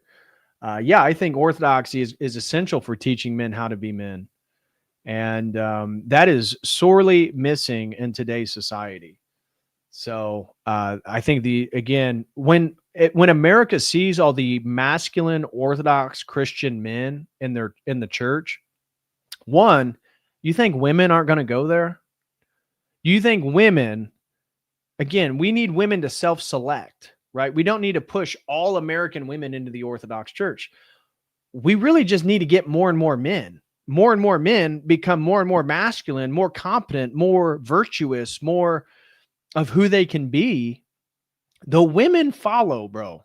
That's what women do. That's why they follow propaganda. I mean, Jacques Ellul's famous book on propaganda, I have, like, women are more susceptible to propaganda. That's why 80% of commercials are directed at women, because they control the purse. They're at home, at least those that don't work. They're at home during the day. The advertisements are directed at women. Women, when the rival tribe comes and kills all the men, the women adopt the values of the other men. Women are more malleable. Women are followers. Men need to lead. We have to become the men that the women want and lead them into the church. They'll come by themselves. You know, it's like the Field of Dreams. Build it and they will follow. We just have to build ourselves and somebody's going to follow you.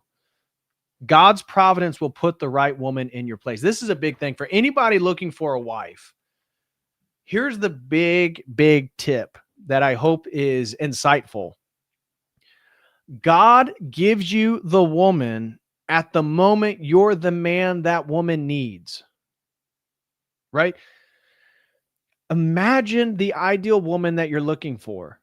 Maybe she is an American Protestant, virtuous young girl, and she's gone on her own questioning. She starts thinking about Orthodoxy, and then she converts. You need her to do all those steps so that she's the woman that you need, right? She's the woman that you want. But if you're not in a position to be her husband, how can God give you that girl? Because that's truly how I feel about it, is that if you are some really competent man and you're ready for marriage, God's going to give you your wife. It's, weird providence will occur and it'll just fall into place. You don't have to go, you don't have to read mystery method pickup artistry. You don't have to read Rush V's old books on pickup artistry. No, you just have to become the man that woman would want, and they will come. There's too much focus about finding the thing instead of building yourself. You got to build yourself, and they will fall into place. Last super chat over on Streamlabs. Snagglebeast throws in 5, says, I know that we're in the wilderness, and you are showing me this nice road, but I think I can make it through the harsh terrain, bad weather, and dangerous beasts to get to the garden. Stop telling me to follow the normative path. Gavin Ortland. Yeah. No, that's true, Snagglebeast. I watched a few of Gavin Ortland's stuff, and, his criticisms of Orthodoxy, I don't think they're that substantive. One was looking at Theodore the Recluse, talking about salvation and the church. The other one that I saw, the more recent one he posted, was claiming that we are the one true church and saying that salvation is in the church, but we don't know where the Holy Spirit is not consistent with the early church. And thereby we have changed and we've actually taken more of a Protestant. I mean, these really aren't that deep, significant. Like, nobody's converting back to Protestantism from anything I've seen Gavin Ortland put out. It's unfortunate because Ortland's been invited to so many Orthodox gatherings, just like the marriage conference for Father Josiah Trenum. He's been invited to that stuff. And then he goes back and puts out like anti-Orthodox commentary on his YouTube channel. It's like, what, dude? I don't get it.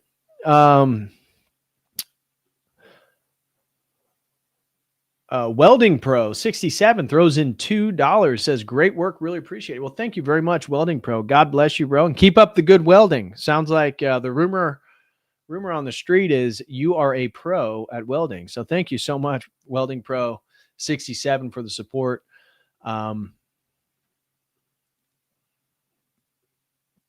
Kingdom says that's a great perspective. Yeah, my favorite saint is Theophan the Recluse. The icon is arriving. Yeah, Theophan, he takes a reading from Theophan the Recluse, and I didn't watch the whole thing, so forgive me. I can't fully criticize Ortland because I didn't watch the whole video. I was clicking through it, but I saw he was reading Theophan the Recluse in regards to some treatise he wrote on salvation and was critiquing it from a Protestant perspective, something like that. Yeah, welding is pretty based. Dr. Crispy Johnson says all the weekend newspaper magazines, middle-class women discover they're lesbian and get divorced at 40. Oh gosh. That's the state of the Western world, my friends. That is the state of the Western world. Why should ortho white boys either be ashamed or apologize? Well, why should they? Huh? Why should they apologize? Who asked that they should apologize? Huh?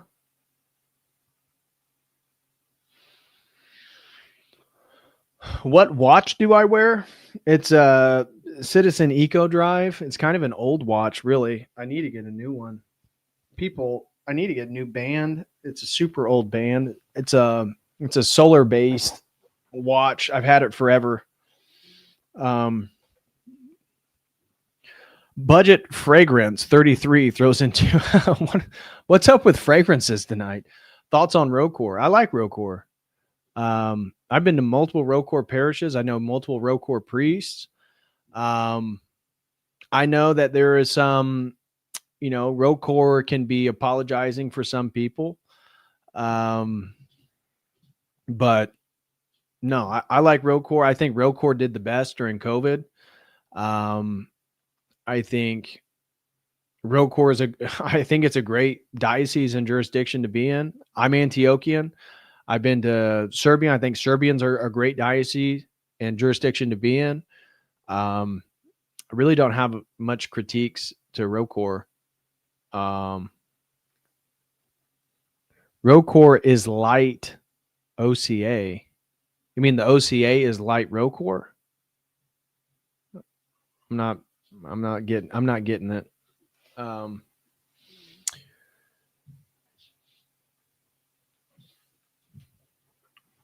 All right. Well, all right, guys, that's going to do it for me.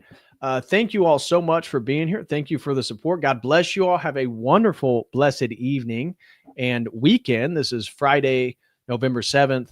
Like I said, I'm going to try to put a stream together on what is a Jew.